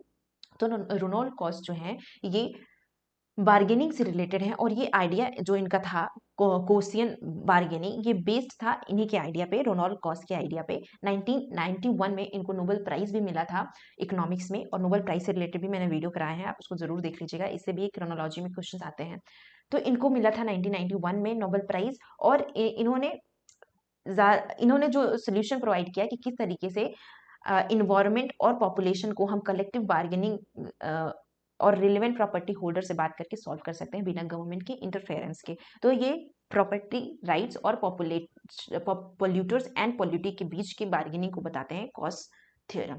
तो हमारा सी ऑप्शन यहाँ पे करेक्ट हो जाएगा। नेक्स्ट चलते हैं हम, according to census 2011 which one of the following state has the highest share of rural population. तो सबसे हाईएस्ट शेयर है रूरल पॉपुलेशन का यहाँ पे हिमाचल प्रदेश। आप मुझे होमवर्क में बताइएगा अर्बन पॉपुलेशन सबसे ज्यादा किसका है 2011 के सेंसस के अकॉर्डिंग। नेक्स्ट है, at present for the estimation of GDP in India at constant price which one of the following year is used to be base year. तो अब जीडीपी का एस्टिमेशन के लिए हम 2011 और 12 करते हैं, हम इस हमारे कंज्यूमर प्राइस इंडेक्स के लिए भी यही करते हैं। तो अभी 2011 और 12 एक आइडियल इंडेक्स का बेस ईयर बन चुका है, तो ऑप्शन नंबर ए हमारा करेक्ट हो जाएगा। नेक्स्ट है, which of the following statement is correct for the आत्मनिर्भर भारत रोजगार योजना। तो अगर हम आत्मनिर्भर भारत रोजगार योजना की बात करें तो ये लॉन्च किया गया था किसके लिए, एम्प्लॉयमेंट बूस्ट के लिए फॉर्मल सेक्टर में, और इंसेंटिवाइज किया गया था कि क्रिएशन हो नए अपॉर्चुनिटी के एम्प्लॉयमेंट में स्पेशली। और ये आत्मनिर्भर भारत जो स्कीम है वो ऑपरेशनल हुई थी 2020 से 2023 तक के लिए। इसका स्पेशली जो इस्टेब्लिशमेंट एम्प्लॉइंग था वो कितना था, 1000 तक था। तो establishment which make new hires will get a subsidy to cover retirement fund contribution of the employee and employer for 2 years. तो ये भी हमारा जो ऑप्शन है ये क्या है, करेक्ट हो जाएगा, क्योंकि इस योजना में यही थी। तो योजना से रिलेटेड क्वेश्चंस अगर हमें आते हैं तो कुछ योजनाओं में कुछ चीजें मेंशन होती हैं, बस उसी से रिलेटेड हमें चीजें पूछता है कि कितने कब आई थी, किसके लिए है, कितने सालों तक के लिए इसमें कोई भी चीजें की गई हैं, क्या सब्सिडी प्रोवाइड की गई है या नहीं की गई है। तो कोई भी योजना पढ़िए तो बहुत ऐसा डिटेल में मत पढ़िए, बहुत सारी योजनाएं हैं, छोटा छोटा शॉर्ट फॉर्म में बस इतना देख के पढ़ लीजिए कि कौन सी योजना किससे रिलेट करती है और उसमें किस किस चीजों के बारे में बात की गई है। तो ऑप्शन नंबर यहाँ पे पहला करेक्ट है। क्या है, establishment will get subsidy of 10 lakh crore for the period of 5 year. नहीं, ये गलत है, ये 2 साल के पीरियड के लिए यहाँ पे किया गया था। तो हमारा ऑप्शन नंबर पहला ही करेक्ट हो गया, तो बाकी के तो इनकरेक्ट ही होंगे। नेक्स्ट है, the 15th Finance Commission has recommended that the state be given what percentage of the divisible tax pool of the center during the period 2021 and 2022। ये मैंने कई बार कराया है, बहुत सारे मैंने वीडियोस में 14th फाइनेंस कमीशन और 15th फाइनेंस कमीशन से रिलेटेड रिकमेंडेशन आपको मैंने दिखाए हैं कि कौन कितने कितने शेयर्स वो करता है। तो यहाँ पे हमें टैक्स के डिविजिबल पूल बताने हैं सेंटर और स्टेट के बीच में। तो पहला 14th फाइनेंस कमीशन में ये जो डिविजिबल पूल था ये 42 था, लेकिन 15th फाइनेंस कमीशन में एक कम करके कितना कर दिया गया था, 41 कर दिया गया था, ये याद रखिएगा। तो 41 इसका करेक्ट ऑप्शन हो जाएगा। नेक्स्ट क्वेश्चन है हमारा, which one of the following sector of the following which sector of the economy registered highest growth rate in the second quarter of 2021 as per the estimation of NSO। तो highest growth rate किसने लाया था, तो ये कौन सा period था, Covid का पीरियड था। तो कोविड पीरियड में आपने देखा था मैन्युफैक्चरिंग पूरी बंद हो चुकी थी, तो मैन्युफैक्चरिंग तो नेगेटिव में था, सर्विस सेक्टर भी पे भी इम्पैक्ट आया था और वो उतना अच्छे से नहीं चला था। लेकिन एग्रीकल्चर जो सेक्टर है वो बहुत ही अच्छा बूस्ट किया था, और इसी सेक्टर में कैसा था, पॉजिटिव ग्रोथ रेट देखने को मिली थी अराउंड 9%। तो ऑप्शन नंबर सी हमारा करेक्ट हो जाएगा। नेक्स्ट हमारा, which of following measures are used by a risk averse person to minimize risk. तो कौन सा इन चारों में से ऐसा कौन सा मेजर है जो रिस्क अवर्स, यानी कि ऐसे लोग जो रिस्क नहीं लेना चाहते हैं, मिनिमम रिस्क लेने के लिए कौन सा इसमें करेक्ट है। तो मिनिमम रिस्क आदमी क्यों लेता है, जब वो इंश्योरेंस कराता है। तो इंश्योरेंस एक का है, मिनिमाइज करता है अपने रिस्क को, कि कल को अगर मुझे कुछ हो गया तो मेरी फैमिली के लिए कुछ पैसे इंश्योरेंस कंपनियां प्रोवाइड करेंगी इसके लिए। तो इंश्योरेंस क्या है, एक रिस्क को कम करने का तरीका है। डाइवर्सिफिकेशन ऑफ रिसोर्सेज, अगर अपने रिसोर्सेज का हम डाइवर्सिफिकेशन कर देते हैं, अलग अलग जगहों पे हम डालते हैं, तो भी वो एक रिस्क अवर्स पर्सन का वो मेजरमेंट उस तरीके से भी किया जा सकता है। तो पहला और दूसरा तो करेक्ट है। टोटल कॉस्ट ऑफ रिसोर्सेज, अगर हम किसी रिसोर्सेज का टोटल कॉस्ट देखें, वो कोई मेजर तो होगा नहीं किसी भी रिस्क पर्सन का अपने रिस्क को मिनिमाइज करने का। तो टोटल कॉस्ट किसी भी तरह से रिस्क का वो नहीं है। जबकि value of information of risk event, अगर हमें रिस्क इवेंट के पे कोई भी अगर वैल्यू ऑफ इंफॉर्मेशन मिल जाती है तो भी हम उससे बच सकते हैं, मतलब अपने रिस्क को मिनिमाइज कर सकते हैं। सपोज अगर कहीं कोई हमला होने वाला है और हमें पहले ही इंफॉर्मेशन मिल गई कि यहाँ पे मत जाओ, यहाँ पे हमला होने वाला है, तो जो रिस्क अवर्स पीपल होंगे, जो रिस्क नहीं लेना चाहते हैं, वो नहीं जाएंगे और वो बिल्कुल सतर्क रहेंगे और वो बचना चाहेंगे। तो ये इन्फॉर्मेशन भी प्रोवाइड करता है कि हम कैसे अपने रिस्क को कम कर सकते हैं। तो ऑप्शन नंबर ए, बी और डी एकदम परफेक्टली यहाँ पे मैच है। तो A, B and D option number second में है, तो सेकंड हमारा करेक्ट ऑप्शन हो जाएगा। नेक्स्ट है, which of following statement are correct for the welfare economics. तो वेलफेयर इकोनॉमिक्स के लिए कौन सा करेक्ट है, तो वेलफेयर इकोनॉमिक्स में पैरेटो ऑप्टिमेलिटी हम पढ़ते हैं, और पैरेटो ऑप्टिमेलिटी ही ऐसी कंडीशन है जहाँ पे वेलफेयर इकोनॉमिक्स को हम देखते हैं। तो any competitive equilibrium leads to a Pareto efficiency allocation of resources, यानी कि जो कोई भी ऐसा कॉम्पिटेटिव इक्विलिब्रियम जो पैरेटो एफिशिएंसी को एलोकेट करता है, तो ये भी हमारा करेक्ट हो जाएगा। दूसरा क्या है, competitive equilibrium does not lead to Pareto efficiency, तो ये गलत हो जाएगा क्योंकि हमें वेलफेयर इकोनॉमिक्स के टर्म्स में देखना है, तो Pareto efficiency is mandatory. Any efficient allocation can be attained by the competitive equilibrium given the market mechanism leading to redistribution। तो अगर हम इस ऑप्शन की बात देखें तो ये हमारा करेक्ट हो जाएगा। क्यों करेक्ट होगा? क्योंकि हम रीडिस्ट्रीब्यूशन करने के बाद भी हम पैरेटो ऑप्टिमैलिटी की कंडीशन को देखते हैं कि आफ्टर द रीडिस्ट्रीब्यूशन और changing in the economic pattern, जो वेलफेयर इकोनॉमिक एक किसी भी पर्सन का वो इंक्रीज हुआ है या डिक्रीज हुआ है, तो हम पैरेटो ऑप्टिमैलिटी की यही कंडीशन होती है ना कि if any change, if someone is better off without making someone worse off. तो ऑप्शन नंबर सी हमारा क्या है, ये भी सी करेक्ट है ऑप्शन हमारा। तो अगर हम देखें तो ऑप्शन नंबर ए और सी हमारा अभी तक तो करेक्ट आ रहा है। लास्ट है क्या, there is a no Pareto efficiency. तो अभी कितनी बार मैं बोल रही हूँ पैरेटो एफिशिएंसी होनी ही चाहिए। तो ऑप्शन नंबर बी और डी गलत है, तो बी यहाँ पे है, ये भी गलत, यहाँ पे ये गलत, तो ऑप्शन नंबर बी बचा, तो बी हमारा करेक्ट हो जाएगा। नेक्स्ट है, which of following condition holds true for factor pricing when factor market is perfectly competitive and product market is monopolist। तो factor market अगर हमारा perfectly competitive होगा और product market जो है हमारा कैसा होगा, monopolistic होगा, उस कंडीशन में कौन सा कंडीशन जो है वो होल्ड करेगा। तो अगर हमारा फैक्टर मार्केट है, तो फैक्टर मार्केट का मतलब क्या होता है, जहाँ पे प्रोडक्शन और एक्सचेंज, प्रोडक्शन का एक्सचेंज होते हैं एक दूसरे से, प्रोडक्शन जहाँ पे होता है उसको फैक्टर मार्केट कहते हैं, इसको इनपुट मार्केट भी कहते हैं, जहाँ पे बाइंग एंड सेलिंग हम रिसोर्सेज की कर सकते हैं। फैक्टर मार्केट में अगर ये है और हमारा प्रोडक्ट मार्केट में जहाँ पे हम चीज़ों को एक तरह से कंज्यूमर मार्केट, तो वो वहाँ पे मोनोपोलिस्टिक है, तो उस कंडीशन में जो हमारा वैल्यू ऑफ मार्जिनल प्रोडक्ट है वो हमेशा बड़ा होना चाहिए मार्जिनल रेवेन्यू प्रोडक्ट से। तो ये तो हमारा ठीक है, ये डिक्रीजिंग था तो ये गलत हो जाएगा, और value of marginal product less than नहीं होगा, ये ग्रेटर होगा। और हमारा मार्जिनल रेट ऑफ जो प्रोडक्शन है वो कैसा होना चाहिए, मार्जिनल रेट ऑफ प्रोडक्शन, एक सेकेंड, ये जो है ना ये डिक्रीज होना चाहिए, क्योंकि ये इस तरीके से बनेगा हमारा फिगर, ये दोनों डिक्रीज होना चाहिए, जो हमारा मार्जिनल रेट ऑफ प्रोडक्ट है और ये हमारा marginal value of marginal product है, ये दोनों डिक्रीज करेंगे, ये करेक्ट है।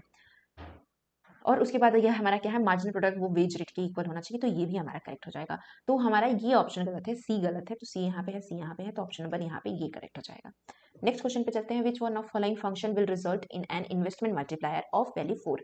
अब यहाँ पे आपको लगेगा कि बस मतलब कैसे हम फाइंड आउट करें, हमें वैल्यू ऑलरेडी दे दिया है मल्टीप्लायर का। तो देखिए दो चीजें होती हैं मल्टीप्लायर को फाइंड आउट करने के लिए, k इक्वल टू क्या होता है 1/1 माइनस MPC, और एक फॉर्मूला होता है इक्वल टू 1/MPS। यानी कि जब हमें सेविंग का फंक्शन दिया हो तब हम 1/MPS करते हैं, और जब हमें कंजम्पशन का फंक्शन दिया हो तो 1 माइनस MPC करते हैं। अब ये यहाँ पे MPC और MPS क्या है, तो ये दोनों क्या है, कंजम्पशन फंक्शन है, तो इसके MPC ये है, ये क्या है, सेविंग फंक्शन है, तो इसका MPS ये है, इससे हम फाइंड आउट नहीं करते हैं मल्टीप्लायर। तो x इक्वल टू क्या हो जाएगा, अब हम 0.25 रख के देखें या 0.75 रख के देखें, तो चलिए पहले 75 रख के देख लेते हैं तो क्या आता है। तो 75 रख के देखें तो हमारा क्या हो जाएगा 1/25, और ये हो जाएगा 0.025, और 25 4 जा 100, 25 चौका 100, तो यानी कि ये 4 आ रहा है क्या रखने पे, 75 रखने पे। तो ऑप्शन नंबर बी तो चलो करेक्ट हो गया है। अब देखते हैं सेविंग का, तो सेविंग क्या रखेंगे हम, चलिए सेविंग यहाँ पे कर लेते हैं 1 डायरेक्ट, ये हमारा MPC है, MPS marginal propensity to save, तो 0.25 रख लेते हैं। इसको जब हम सॉल्व करेंगे तो 100, और इसमें भी हमारा क्या आ रहा है 4 आ रहा है, तो फिर इसमें भी ये भी सही है, यानी कि बी और सी बस सही होगा। तो बी और सी कहाँ है, फोर्थ में, तो फोर्थ हमारा करेक्ट ऑप्शन हो जाएगा। नेक्स्ट क्वेश्चन पे चलते हैं, which of following are correct if observation are selected previously, it is called a method of previously नहीं, पर्पसली। अगर कोई भी ऑब्जर्वेशन को हम पर्पसली करते हैं तो उसको हम नॉन रैंडम सैम्पलिंग कहते हैं। पहले तो मैं आपको बता दूं सैम्पलिंग दो तरीके की होती है, एक को बोलते हैं हम रैंडम सैम्पलिंग और एक को बोलते हैं हम नॉन रैंडम सैम्पलिंग। अब रैंडम सैम्पलिंग ऐसी सैम्पलिंग कहती है जिसको हम प्रोबेबिलिटी बेस पे, यानी कि प्रोबेबिलिटी सैम्पलिंग भी कहते हैं, प्रोबेबिलिटी फाइंड आउट करके, या जो सिलेक्शन है किसी भी चीज का वो मतलब सबका सिलेक्शन इक्वल होना चाहिए, तो प्रोबेबिलिटी बेस पे होती है ये, प्रोबेबिलिटी बेस पे होती है, और ये केस पे होती है नॉन प्रोबेबिलिटी। तो नॉन रैंडम यहाँ पे बोला है कि अगर हम किसी को ऑब्जर्वेशन के बेस मतलब पर्पसली अगर करते हैं तो वो प्रोबेबिलिटी थोड़ी होगी, वो क्या हो जाएगा नॉन रैंडम सैम्पलिंग या नॉन प्रोबेबिलिटी सैम्पलिंग, तो ये तो करेक्ट है। फिर दूसरा बोला है if observation are selected to the ad hoc manner. Ad hoc manner का मतलब होता है ये भी हमारा नॉन रैंडम सैम्पलिंग का पार्ट होगा, इसको भी हम नॉन रैंडम सैम्पलिंग कहेंगे। If observation are selected in systematic manner, तो सिस्टमैटिक मैनर का जो ऑब्जर्वेशन है वो रैंडम सैम्पलिंग कहलाएगा। यहाँ पे बोला है नॉन रैंडम सैम्पलिंग, तो ये गलत हो जाएगा। नेक्स्ट है if observation are selected on the basis of judgement is called a non random sampling. तो यस, अगर जजमेंट के बेसिस पे करते हैं वो भी हम उसमें प्रोबेबिलिटी नहीं लगाएंगे, तो नॉन प्रोबेबिलिटी का पार्ट हो जाएगा। तो ऑप्शन नंबर ए, बी और डी, ए बी और डी, डी में है तो ये करेक्ट ऑप्शन हो जाएगा। एक चीज और मैं बता दूं, इसके कुछ टाइप्स होते हैं। तो नॉन रैंडम सैम्पलिंग का जो टाइप है उसका नाम है quota sampling, judgement sampling, purposive sampling, और इसका जो पार्ट है वो क्या है, systematic sampling, stratified random sampling, फिर क्लस्टर सैम्पलिंग और रैंडम सैम्पलिंग। तो ये पार्ट होते हैं सैम्पलिंग के, ये होते हैं नॉन सैम्पलिंग के। तो अगर आपको ये भी पता होगा कि नॉन सैम्पलिंग कौन कौन सी होती है तो भी आप इस क्वेश्चन को कर सकते थे इजीली। नेक्स्ट है which of following correct feature of matrix. तो मैट्रिक्स का करेक्ट फीचर क्या है, तो matrix is identity matrix, is a square matrix. तो ये आइडेंटिटी मैट्रिक्स हमारी स्क्वायर मैट्रिक्स होती है। Identity matrix when get transpose remain an identity matrix. तो यस, ये करेक्ट है। अगर इसका एग्जांपल ले लीजिए, कोई आइडेंटिटी मैट्रिक्स है इस तरीके से 1 1 1 1 1, अगर हम इसका ट्रांसपोज भी करते हैं, ट्रांसपोज किस तरीके से करते हैं, ये जो हमारा रो है ये कॉलम में लिख लेते हैं और कॉलम को रो में लिख लेते हैं। तो अगर हम ट्रांसपोज भी अगर इसका करते हैं तो सब में 1 1 1 ही आएगा और वो चेंज नहीं होगी, इसीलिए ये भी करेक्ट है। यहाँ पे लिखा है ए इंटू बी का जो ट्रांसपोज है वो ए का ट्रांसपोज बी का ट्रांसपोज हो जाएगा, तो ये गलत है। कैसे गलत है, अगर हम इसको करके भी देखते हैं, अगर 2 1 3 1 है, ये ए है, मल्टीप्लाई करेंगे इसको बी से, बी कौन सा है 2 1 3 1, ठीक है। अगर इन दोनों को मल्टीप्लाई करते हैं और फिर उसका ट्रांसपोज करते हैं तो वो अलग होगा इन दोनों के ट्रांसपोज के मल्टीप्लीकेशन से, तो इसलिए ये गलत हो जाएगा। अगर हम किसी ए इनवर्स को का ट्रांसपोज करते हैं तो वो ए ट्रांसपोज का इनवर्स नहीं होगा, ये गलत है। तो ऑप्शन नंबर ए और बी ही करेक्ट हो जाएगा, तो ऑप्शन नंबर ए हमारा करेक्ट हो जाएगा। नेक्स्ट है when the exchange rate are dollar this and dollar this then what happen. तो ये देखिए, इसको हम कहते हैं कि हमारी हमारी किस तरीके से डेप्रिसिएट की गई है हमारी करेंसी को, और या एप्रिसिएट हुई है हमारी करेंसी। तो ये जब करेंसी का एप्रिसिएशन या डेप्रिसिएशन मार्केट चेंजेस की वजह से होता है तो उसको हम क्या बोलते हैं, डेप्रिसिएशन। और अगर हमारा कोई जानबूझ के हमारी गवर्नमेंट या हमारी आरबीआई करती है उसको हम क्या बोलते हैं, डीवैल्यूएशन। इसमें क्या होता है कि अगर हमारा डॉलर 1 रुपए है, सपोज करिए इस तरीके से हम एक एग्जांपल लेके समझेंगे, 1 रुपए डॉलर है और वो पहले रुपए कितने का बराबर था, 72 रुपए के बराबर था। अब इस केस में क्या होता है, एक कोई अमेरिका का आदमी है वो इंडिया आएगा और वो $1 के बदले 72 रुपीज तक के सामानों को खरीद लेगा। लेकिन अब यही $1 के डॉलर अब 72 ना होके अब 68 हो गया। 68 होने की वजह से क्या हुआ, जब ये अमेरिकी व्यक्ति है ये 72 तक के दामों को ना खरीद के सिर्फ 68 तक के दामों को ही खरीद पा रहा है, मतलब 68 तक के ही प्रोडक्ट को खरीद पा रहा है, यानी कि उसका जो लॉस है वो कितने का हो गया है पहले के कंपैरिजन में, तो 4 रुपए का उसको लॉस हो रहा है। तो ये क्या कहलाएगा, हमारा जो रुपए है वो बढ़ गया है, तो यानी कि रुपये का जो है एप्रिसिएशन हो गया है, और जो डॉलर है वो क्या हो गया है, अब डॉलर क्या हो गया, डेप्रिसिएट हो गया। तो डॉलर का डेप्रिसिएशन एंड रुपी का एप्रिसिएशन हुआ है, ठीक है। डेप्रिसिएशन मतलब डॉलर अब कम हो गया, पहले डॉलर 72 था, उस मतलब $1 में 72 रुपए ले लेते थे, अब वो $1 में सिर्फ इतने 68 ही ले पा रहे हैं, तो यानी कि डॉलर की वैल्यू कम हो गई और रुपए की वैल्यू बढ़ गई। अब हम इतने रुपए में ही $1 खरीद सकते हैं, तो रुपए का क्या हो गया, एप्रिसिएशन एंड डॉलर का डेप्रिसिएशन। तो ऑप्शन नंबर हमारा बी यहाँ पे करेक्ट हो जाएगा, ठीक है, तो बी करेक्ट हो जाएगा। नेक्स्ट चलते हैं हम, which of following are the source of market failure. तो मार्केट फेलियर का क्या सोर्स है, तो मार्केट फेलियर का सोर्स मैं आपको कितनी बार बता चुकी हूँ, फिर से मैं आपको बता देती हूँ। मार्केट फेलियर का जो सोर्स है क्या होता है, एक्सटर्नलिटीज, जो इन्फॉर्मेशन है हमारी वो हमें अच्छे से ना हो, यानी कि एसिमेट्रिक इन्फॉर्मेशन। उसके बाद क्या आता है हमारा पब्लिक गुड, उसके बाद externalities in consumption and production. ये 3-4 चीजें हैं जो मार्केट फेलियर का कारण बनती है। इसमें देख लेते हैं, existence of public good yes, presence of externality yes, factor that some goods are rival and in consumption, तो अगर राइवल इन कंजम्पशन में हुआ है तो भी, और mono rival in consumption factor that some goods are rival in consumption. अगर कोई गुड राइवल इन कंजम्पशन है तो वो क्या होल्ड कर रहा है, तो वो होल्ड कर रहा है हमारा राइवल इन कंजम्पशन वाला होल्ड कर रहा है प्रॉपर्टीज प्राइवेट गुड की, और प्राइवेट गुड हमारी नहीं होती है, सॉरी प्राइवेट गुड हमारे मार्केट फेलियर का पार्ट नहीं है।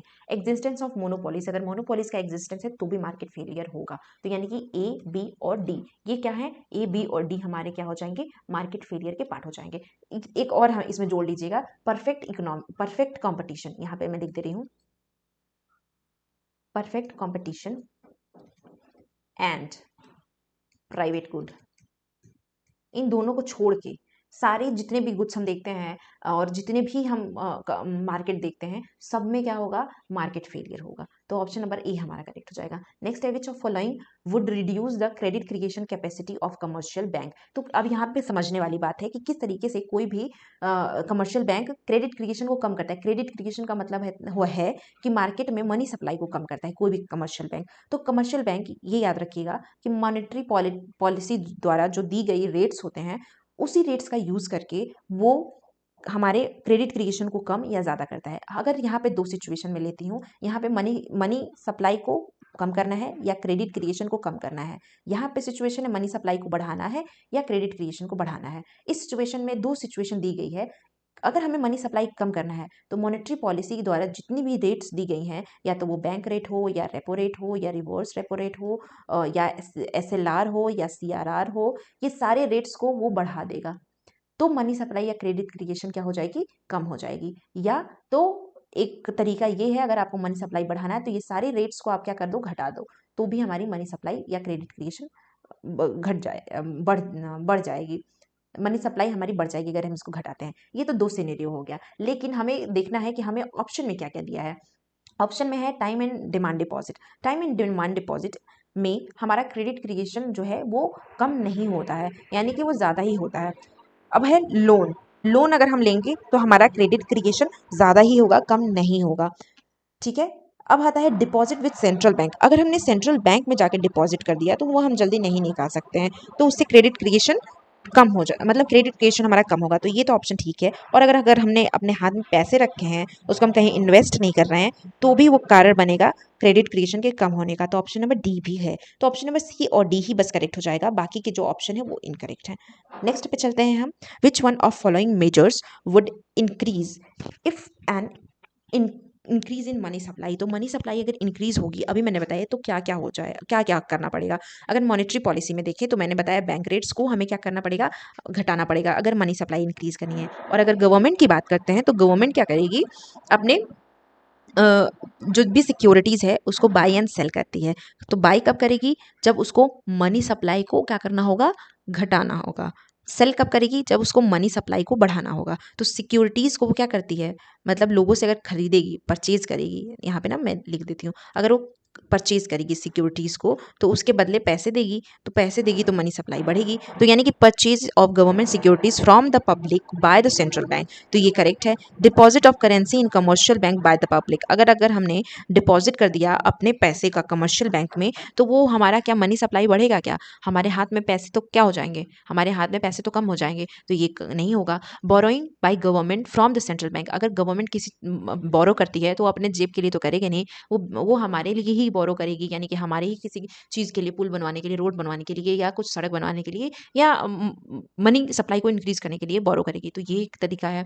Sale of government securities to the public. अगर कोई गवर्नमेंट सिक्योरिटी सेल करती है अपने चीज़ों को, तो वो लोगों से पैसे वापस ले लेगी। अगर लोगों के हाथ में पैसे नहीं हुआ तो मनी सप्लाई कैसे बढ़ेगा, तो ये गलत हो जाएगा। Minting of more money by the central bank for circulation. अगर सेंट्रल बैंक सर्कुलेशन के लिए और मनी छपवा रही है तो भी मनी सप्लाई बढ़ जाएगा। तो ए, सी और ई, ए, सी और ई ऑप्शन नंबर फर्स्ट में है, तो ऑप्शन नंबर फर्स्ट हमारा करेक्ट हो जाएगा। नेक्स्ट है inequality in income are measured by which of following. तो इनइक्वालिटी हम किस तरीके से मेजर करते हैं, इनइक्वालिटी मेजर करने के कुछ तरीके होते हैं, जैसे कि लॉरेंज रेशियो, ये भी इनइक्वालिटी मेजर करता है। थेल ये भी इनइक्वालिटी मेजर करता है। पाल्मर रेशियो इनइक्वालिटी मेजर नहीं करता है, जबकि डिप्राइवेशन रेशियो भी इनइक्वालिटी को मेजर करता है। तो ऑप्शन नंबर ए, बी और डी हमारा करेक्ट हो जाएगा। ए, बी, सॉरी, पाल्मर रेशियो करता है, ये डिप्राइवेशन रेशियो किसी तरह का रेशियो नहीं है। थोड़ा मैं कंफ्यूज हो गई इसमें। तो ए, बी और सी हमारा क्या करता है, मेजर करता है इनइक्वालिटी को। तो ऑप्शन नंबर डी हमारा करेक्ट हो जाएगा। नेक्स्ट क्वेश्चन पे चलते हैं कि हमें बताना है कौन सा ट्रू है। तो अगर हम देखें यहाँ पे कि ministry of environment forest in India was establish in 1985। तो क्या ये किस साल में हुआ था मिनिस्ट्री ऑफ फॉरेन एंड, तो ये 85 में हुआ था। बट जो इसका फिर से बाद में नरेंद्र मोदी ने इसको 2014 में इसको फिर से थोड़ा सा वो किया था, एनडीए अलायंस के बाद चेंज किया था इसका पोर्टफोलियो। अगर हम बात करें सेंट्रल पॉल्यूशन कंट्रोल बोर्ड का, तो इसका इस्टेब्लिशमेंट हुआ था 1974 में, ना कि 84 में। तो ये तो गलत है। फिर है environmental protection act was enacted इन। तो इन्वायरमेंटल प्रोटेक्शन एक्ट कब आया था? तो इन्वायरमेंटल प्रोटेक्शन एक्ट हमारा 1990 में आया था, ये सही है। और national environment appellate authority act जो पास हुआ था वो 1997 में पास हुआ था। तो अगर हम इससे देखें तो हमारा कौन सा करेक्ट है? तो हमारा पहला करेक्ट है, दूसरा करेक्ट है और तीसरा भी करेक्ट है। लेकिन हमें ऑप्शन में दिया ही नहीं है वो ऑप्शन, हमें ए सी और डी दिया ही नहीं है। तो ए और सी डी नहीं दिया है तो हम क्या मान के चलेंगे? हम ये वाला मान के चलेंगे। क्यों? क्योंकि अगर हम ये फर्स्ट वाला लेके चलते हैं तो बी हमारा क्या हो जाएगा? बी तो एकदम गलत है, तो गलत को हम नहीं ले सकते हैं। भले एक छोड़ देंगे सही वाले को, दो सही वाले को ले लेंगे, बट हम गलत को नहीं ले सकते हैं। तो ऑप्शन नंबर हमारा डी करेक्ट हो जाएगा। नेक्स्ट चलते हैं हम, in which of following we have there been structural changes in agriculture and rural areas. तो स्ट्रक्चरल चेंजेस का मतलब क्या होता है? स्ट्रक्चरल चेंजेस का मतलब होता है कि जब हम अपनी इकोनॉमी में किसी तरह के ऐसे टेक्नोलॉजिकल चेंजेस को लाते हैं जिसको हमें सीखना पड़ता है। तो एग्रीकल्चर में कौन सा स्ट्रक्चरल चेंज कहलाएगा? Crop diversification with in agricultural sector. क्या हम एग्रीकल्चरल सेक्टर के विद इन क्रॉप डाइवर्सिफिकेशन करते हैं तो क्या वो एक स्ट्रक्चरल चेंज है? तो येस, अगर क्रॉप डाइवर्सिफिकेशन एक बहुत इंपॉर्टेंट चीज़ें हैं हमारे एग्रीकल्चर सेक्टर में तो वो हमारा करेक्ट हो जाएगा। दूसरा है diversification from lively to crop husbandry. क्या हम लाइव स्टॉक से क्रॉप हस्बेंड्री तक डाइवर्सिफिकेशन करेंगे? तो नहीं, डाइवर्सिफिकेशन हम कहाँ पे करेंगे? क्रॉप में करेंगे, ना कि क्रॉप हस्बेंड्री में करेंगे। तीसरा है diversification from non commercial crop to commercial crop. तो ये बहुत ज़रूरी है। हाँ, क्योंकि हमें पैसे कमाने हैं। अगर पैसे कैसे कमा सकते हैं? नॉन कमर्शियल से हम कमर्शियल क्रॉप में जाएंगे तो हम ज़्यादा से ज़्यादा पैसे जनरेट कर सकते हैं। तो ऑप्शन नंबर सी करेक्ट है। And diversification from traditional to modern input. तो यस, ये ज़रूरी है, तभी जाके हम ज़्यादा पैसे बना सकते हैं एग्रीकल्चर सेक्टर में। तो ये एक स्ट्रक्चरल चेंज कहलाएगा। तो option number first C and D सही हो जाएगा। तो ए में दिया है, ए करेक्ट हो जाएगा। नेक्स्ट है with reference of the programme NIDHI. तो निधि का फुल फॉर्म क्या होता है? तो निधि का फुल फॉर्म मैं यहाँ पे लिख दे रही हूँ, कभी कभी फुल फॉर्म भी पूछ लिया जाता है। National initiative for development and harnessing innovation. इसका फुल फॉर्म क्या है? National initiative for development and harnessing innovation. अब इससे रिलेटेड क्या करेक्ट है हमें ये बताना है। The programme Nidhi was started for student to being startup. क्या निधि स्टूडेंट के लिए किया गया था ताकि वो स्टार्टअप को कर सके? तो यस, ये एक इनिशिएटिव इनोवेशन और डेवलपमेंट के लिए ही किया गया था। तो ये तो करेक्ट है कि ये स्टूडेंट के लिए था। दूसरा है हमारा, it aims to financially support 20 student for startup each year. तो इसका एम 20 स्टूडेंट, स्पेशली जो ये नंबर दिया है ना कि 20 स्टूडेंट को एम्प्लॉयमेंट प्रोवाइड करना है हर एक साल में, तो हमारा ये भी करेक्ट है। नेक्स्ट है it's aim to a financially support 200। तो 200 नहीं होगा।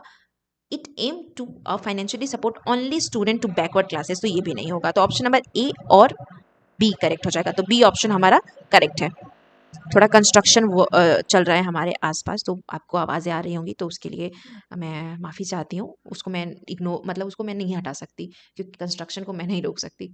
नेक्स्ट है हमारा, which of the following statement are correct in regard to FDI in India in financial year 2020। तो कौन सा मतलब कौन सा स्टेटमेंट हमारा एफडीआई के लिए करेक्ट है 2020 में? तो share of service sector is highest. क्या हमारा सर्विस सेक्टर का शेयर हाईएस्ट था? तो येस।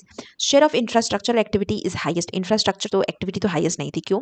क्योंकि इंफ्रास्ट्रक्चर एक्टिविटी हमारा सब कुछ बंद ही हो गया था, तो क्या हाईएस्ट होगी? Share of computer hardware and software is the second position. तो येस, सेकंड पोजीशन पे था हमारा कंप्यूटर सॉफ्टवेयर एंड हार्डवेयर। तो ये करेक्ट हो जाएगा। Share of telecommunication is highest. तो क्या टेलीकम्युनिकेशन का शेयर हाईएस्ट था? तो नहीं, सिर्फ इसका शेयर नहीं हाईएस्ट था। तो option number first and C यहाँ पे ज़्यादा एक्यूरेट है according to 2020 FDI report. Consider the following statement about the rational expectation model. तो रेशनल एक्सपेक्टेशन मॉडल किसने दिया है? तो जॉन म्यूथ ने दिया है रेशनल एक्सपेक्टेशन मॉडल। क्या ये मॉनेटरी पॉलिसी को बोलता है कि इफेक्ट नहीं डालता है आउटपुट एंड अनएम्प्लॉयमेंट पे? तो ये आउटपुट एंड अनएम्प्लॉयमेंट पे इफेक्ट नहीं डालता है अकॉर्डिंग टू रेशनल एक्सपेक्टेशन, क्योंकि जो लेबर हैं उनको पहले ही वो एंटिसिपेट कर लेते हैं कि अगर हम उनकी वेजेस बढ़ी हैं तो वो मार्केट को वो प्रिडिक्ट कर पाते हैं, तो ये मॉनेटरी पॉलिसी इफेक्ट नहीं डालती है उनके अकॉर्डिंग, तो ये तो करेक्ट है। दूसरा है unanticipated change will not affect real variable in the short run, तो अगर हम इसकी बात करें अनएंटिसिपेटेड चेंज की तो वो लॉन्ग टर्म में भी कर लेते हैं, तो ये तो गलत है। There is a equilibrium in the market, क्या मार्केट में इक्विलिब्रियम होगा, तो येस मार्केट में इक्विलिब्रियम होगा। नेक्स्ट है economic agents use all relevance variable information to from their expectation, तो येस इकोनॉमिक एजेंट वो सारे ऐसे रेलिवेंट वेरिएबल और इन्फॉर्मेशन को वो यूज करते हैं अपना प्रिडिक्शन देने के लिए, तो ऑप्शन नंबर डी भी करेक्ट है। तो ए सी डी यहाँ पे बेस्ट ऑप्शन है, तो ऑप्शन नंबर ये ए करेक्ट हो जाएगा।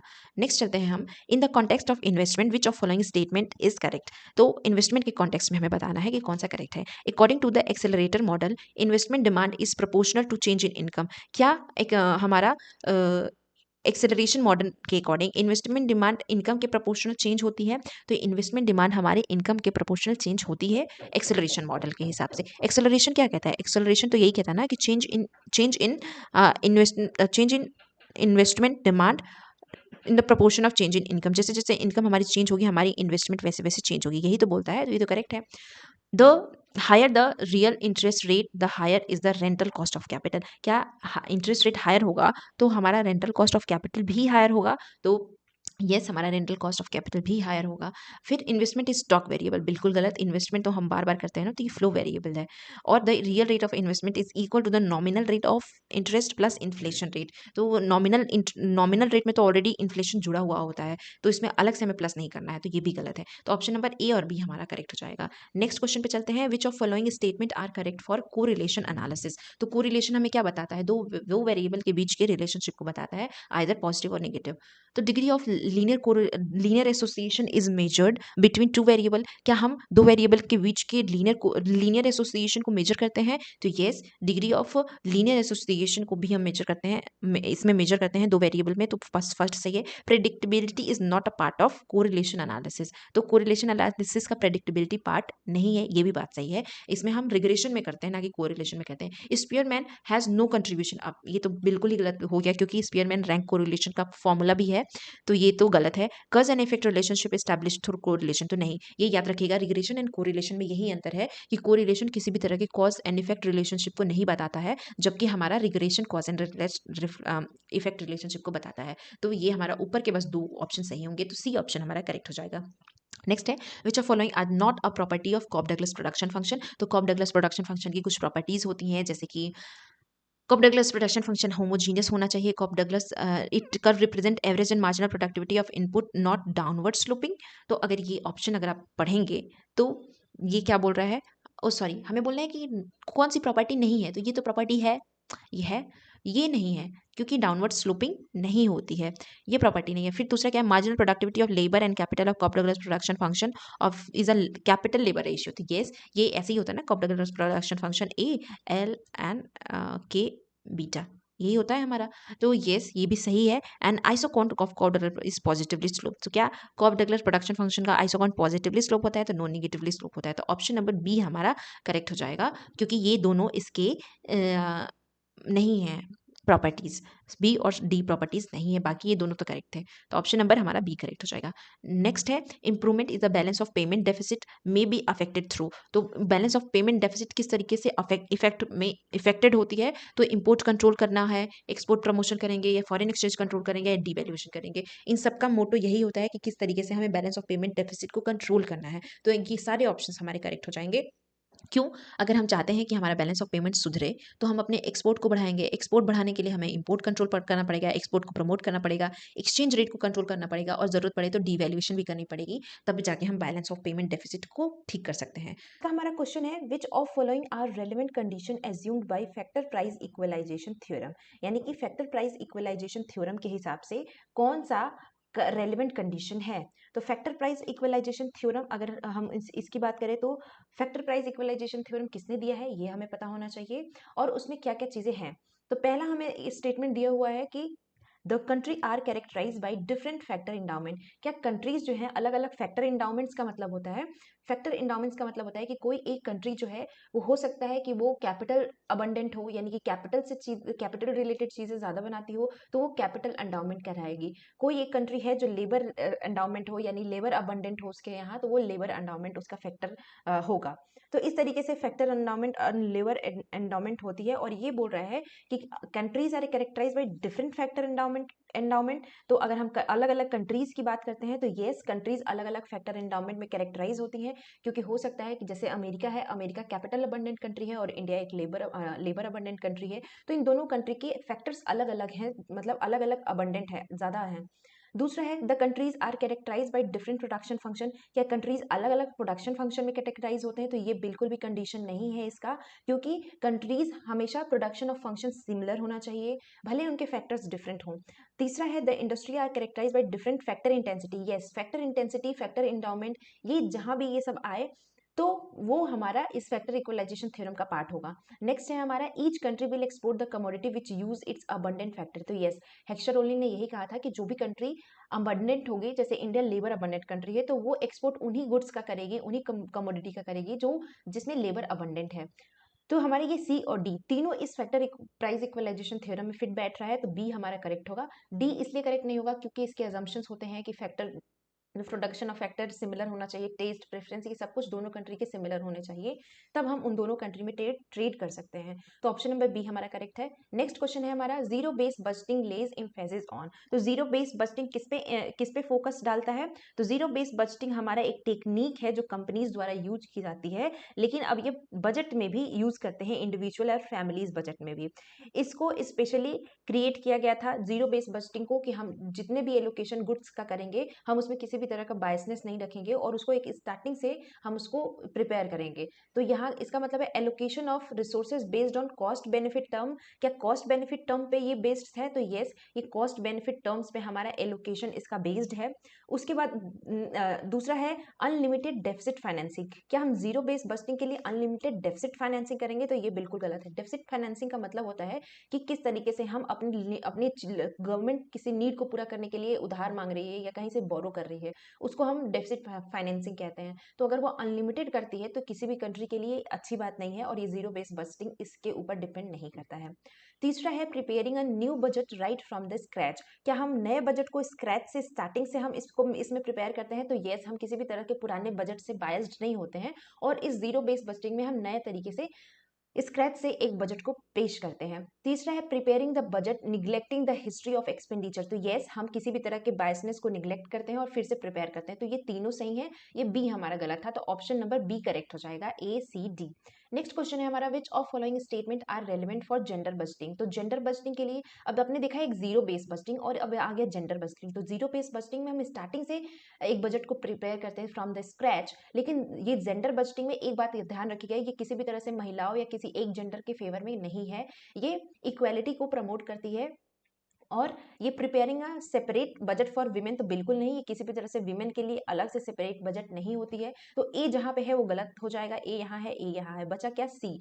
अब बी भी गलत है इसमें, क्योंकि gender based budgeting is not practise by the government of India. Government of India के द्वारा ये प्रैक्टिसाइज की जाती है, इसमें लिखा है नॉट, तो इसीलिए ये गलत हो जाएगा। तीसरा है evaluating budgetary provisions with a gender perspective. तो यस, हम इसमें अलग से किसी भी तरह से विमेन के लिए नहीं रखते हैं, लेकिन विमेन का ध्यान रखते हुए हम बजट में उसको इवेल्युएट करते हैं कि हमारा बजट इक्वल होना चाहिए मेन एंड वीमेन दोनों के लिए। तो हमारा फर्स्ट ऑप्शन और ये गलत था, सेकेंड ऑप्शन भी गलत था, थर्ड हमारा करेक्ट है। और लास्ट है हमारा gender budgeting is a tool for gender empowerment. तो यस, एक ये जेंडर एम्पावरमेंट का टूल है, क्योंकि हम ध्यान में रखते हैं कि विमेन या किसी भी एक जेंडर को हम बजट में ज्यादा ज्यादा ना प्रोवाइड करें और किसी को कम ना प्रोवाइड करें। तो ये एक तरह से स्पेशली विमेन को ध्यान में रखते हुए एक एम्पावरमेंट की भी बात करता है, लेकिन ये अलग से सेपरेट वजन नहीं निकालता है, ये अंतर है। तो ऑप्शन नंबर सी हमारा करेक्ट हो जाएगा। नेक्स्ट है which of following is true for environmental Kuznets curve. तो कुजनेट कर्व अलग अलग तरीके से होते हैं, और कुजनेट कर्व ये इस तरह से बनाई जाती है।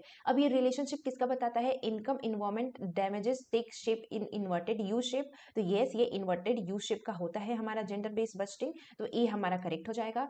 जेंडर बेस्ड बजटिंग में बोल रही हूँ, इन्वायरमेंटल कुजनेट कर्व।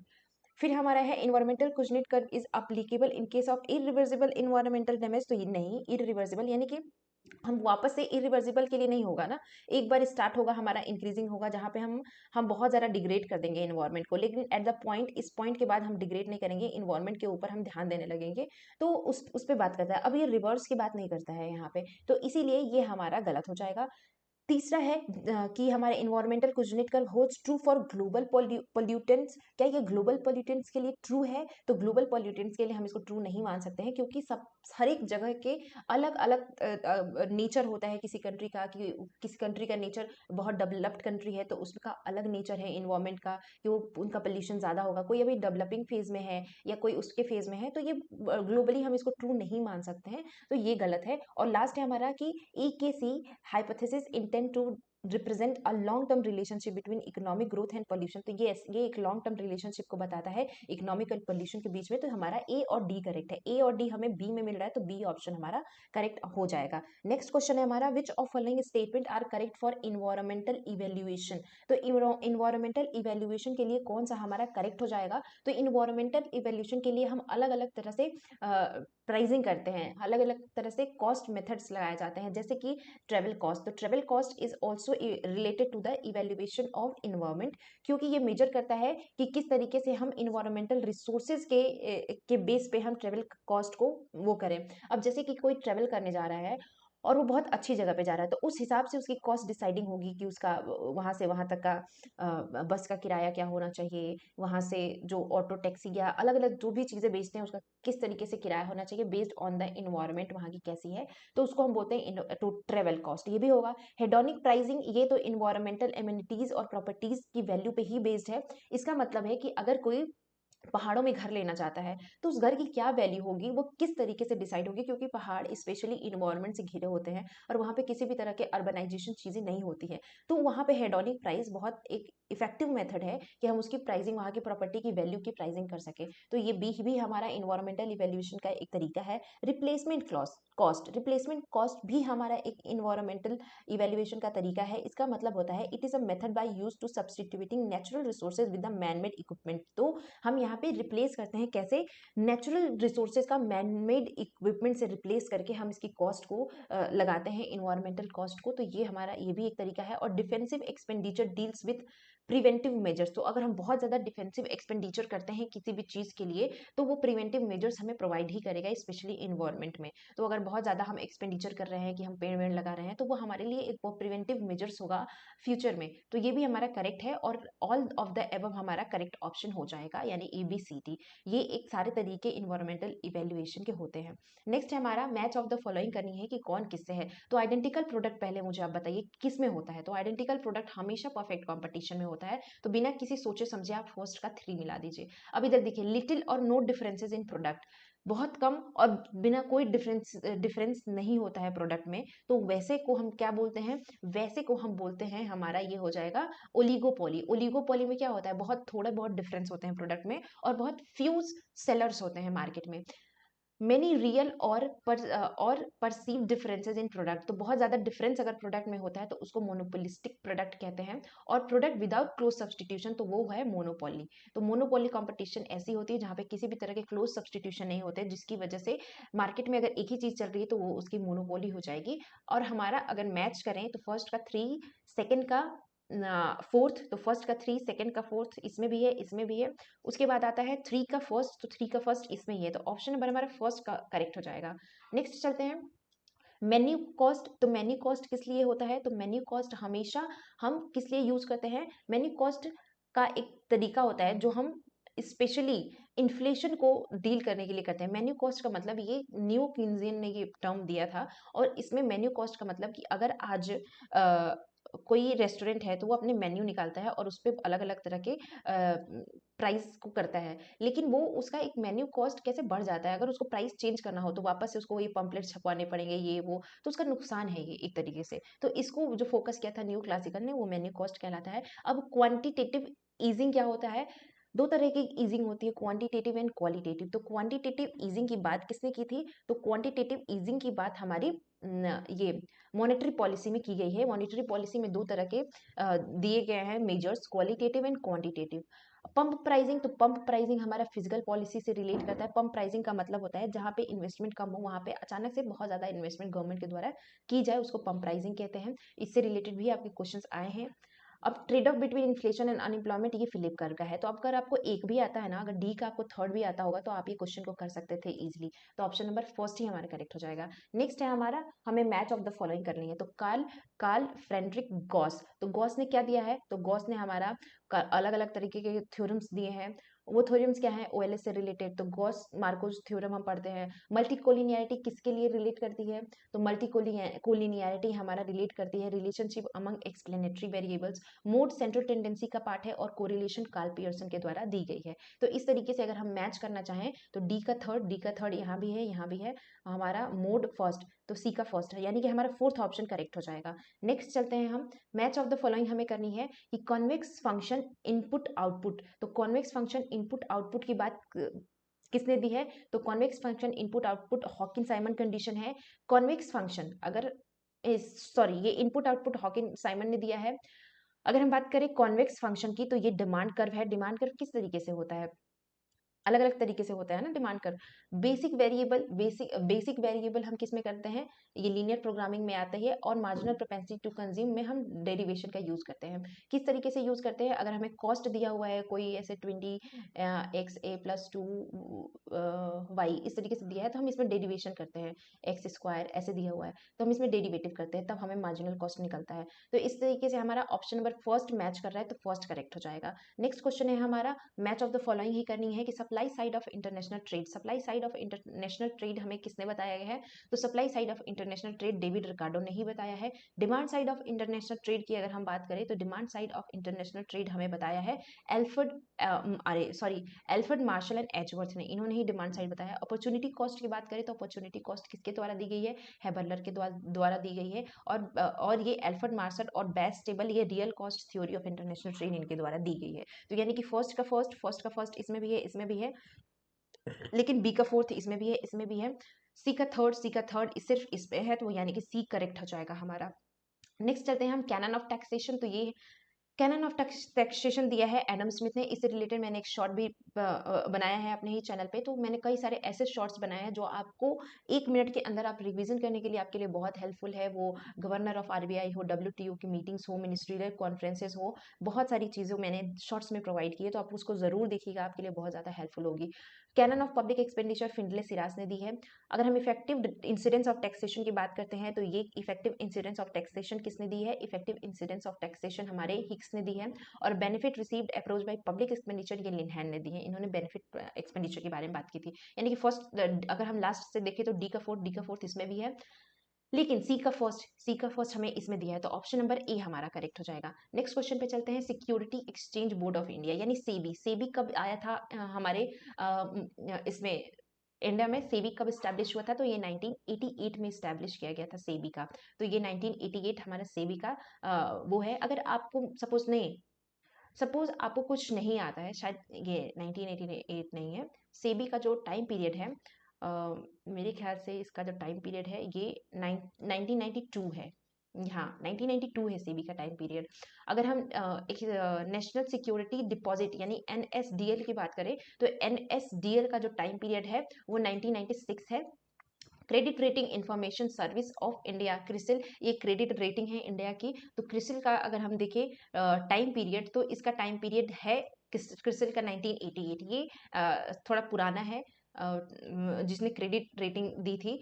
और investment information credit rating agency ICRA, इसका जो है ये 1991 में आया था। यानी कि क्रेडिट रेटिंग की अगर हम बात करें तो अलग अलग आए थे। तो सबसे पहले क्रिसिल ये 1988 में आया था, यानी कि हमारा सी का थर्ड होगा। तो सी का थर्ड अगर हम देखें तो ये इसमें भी है और इसमें भी है। उसके बाद हमारा इन्वेस्टमेंट यानी कि डी का फर्स्ट, तो डी का फर्स्ट हमारा 1991 इसमें है। तो हमारा ऑप्शन नंबर ये जो डी है ना, ये करेक्ट हो जाएगा।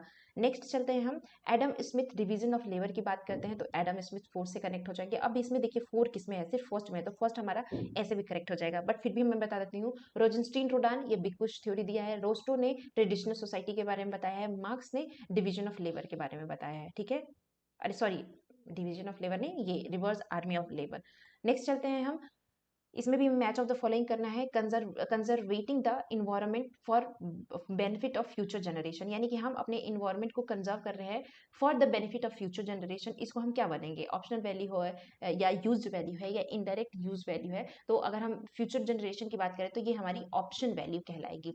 Search of alternative fuel is necessary because traditional source are non reversible, यानी कि हमें कोई अल्टरनेटिव सोर्स देखने पड़ेंगे उसके लिए, क्योंकि हमारे जो ट्रेडिशनल सोर्सेज हैं ये हमेशा रिन्यूएबल नहीं रहने वाले हैं। तो इस कंडीशन में हमारा कौन सा करेक्ट हो जाएगा, तो हमारा करेक्ट हो जाएगा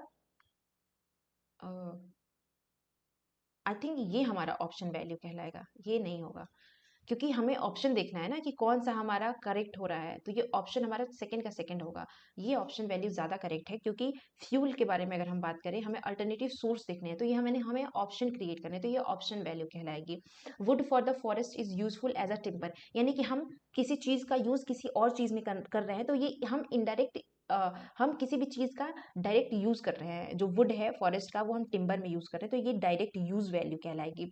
और insect are important as the help in pollution, तो ये इनडायरेक्ट यूज है, क्योंकि पोल्यूशन में इंसेक्ट किस तरीके से हेल्प करता है ये हमें डायरेक्टली नहीं पता चलता, ये इनडायरेक्ट यूज है। तो यानी कि अगर हम डी का देखें तो फर्स्ट हो जाएगा, सी का देखें तो फोर्थ हो जाएगा। तो डी का फर्स्ट किस में है, इसमें भी है, इसमें भी है। सी का फोर्थ इसमें है, तो यानी कि बी ऑप्शन हमारा करेक्ट हो जाएगा। नेक्स्ट है हमें अलग अलग यहाँ पे योजनाएं दी हैं और हमें बताना है कि कौन सी योजना किससे रिलेटेड है। अब योजना हमारा पहला क्या है, a project directed to provide piped cooking gas to millions of the household. तो कुकिंग के लिए कौन सी योजना थी, तो प्रधानमंत्री ऊर्जा गंगा योजना। ये कुकिंग हाउस होल्ड के लिए ये आयुष्मान भारत के मेडिकल से रिलेटेड थी, तो ये प्रोग्राम हेल्थ से रिलेटेड है। तो अगर कुछ नहीं भी आता है तो आप इससे कर सकते हैं कि आयुष्मान भारत हेल्थ से रिलेटेड है। बी का फोर्थ किस में है, बी का फोर्थ इन तीनों में दिया हुआ है। अब हमें क्या करना है, export credit insurance scheme. Export credit insurance scheme अगर हम बात करें एक्सपोर्ट क्रेडिट इंश्योरेंस स्कीम की, तो ये निर्विक है, ठीक है, निर्विक इसका ऑप्शन होगा। तो इसे मैच कर देते हैं हम एक्सपोर्ट क्रेडिट से। ये पीएम ऊर्जा गंगा, ये हमारा प्रोजेक्ट ऑफ पाइपलाइन से रिलेटेड है, यानी कि सी का हमारा फर्स्ट करेक्ट है। और परफॉर्मेंस अचीवमेंट्स एंड ट्रेड, अगर हम इसकी बात करें तो ये स्कीम है किसके लिए, एनर्जी इफिशियंसी के लिए। तो ऑप्शन हमारा अगर देखिए तो फोर्थ वाला करेक्ट हो रहा है, तो फोर्थ हमारा करेक्ट हो जाएगा, C fourth, first and second. Next है, अब हमें इसको अरेंज करना है अलग अलग उसमें कि कौन सा कब आया था। तो चलिए इसको अरेंज करके भी देख लेते हैं कि कौन सा कब आया था। तो ये हमें अलग अलग लॉज दिए हुए हैं। तो लॉ ऑफ डिमांड की अगर हम बात करें तो ये सबसे पहले आया था लॉ ऑफ डिमांड। उसके बाद law of diminishing marginal utility. तो यानी कि हम जैसे जैसे पढ़ते हैं, अगर हमें नहीं भी पता डेट्स तो भी हम सॉल्व करते हैं। हम सबसे पहले लॉ ऑफ डिमांड पढ़ते हैं, उसके बाद हम law of diminishing marginal utility पढ़ते हैं, उसके बाद हम इंडिफरेंस कर्व पढ़ते हैं, और इंडिफरेंस कर्व के बाद आया था रिवील्ड प्रेफरेंस एनालिसिस। तो यानी कि बी ए डी सी। तो बी ए डी सी हमें किसमें दिया है, हमें ये दिया है बी ए डी सी। तो हमारा ऑप्शन नंबर बी करेक्ट हो जाएगा। नेक्स्ट है, हमें अरेंज करना है, अलग अलग साइकिल्स दी हुई हैं और कौन सी साइकिल्स कब होती है। तो ये बिजनेस साइकिल्स हैं। अब कॉन्ड्रिफ्ट साइकिल्स नहीं तो ये 40 से लेके 60 ईयर्स तक रहती है। किचन साइकिल सबसे छोटी साइकिल होती है जो सिर्फ और सिर्फ 40 मंथ्स के लिए होती है। जगलर साइकिल इसके बाद आती है जो 7 से लेके 11 ईयर्स तक रहती है। और ये कुजनेट साइकिल हमारी इसके बाद आती है जो 15 से लेके 25 ईयर्स तक रहती है। तो ये अलग अलग बिजनेस साइकिल हैं। तो हमें इसको असेंडिंग ऑर्डर में लगाना था, जो सबसे छोटा है वो, उसके बाद उससे बड़ा, फिर उसके बाद उससे बड़ा। तो यानी कि हमारा क्या आ जाएगा, बी, देन सी, डी और फिर ए। तो इस तरीके से हमारा ये आ जाएगा।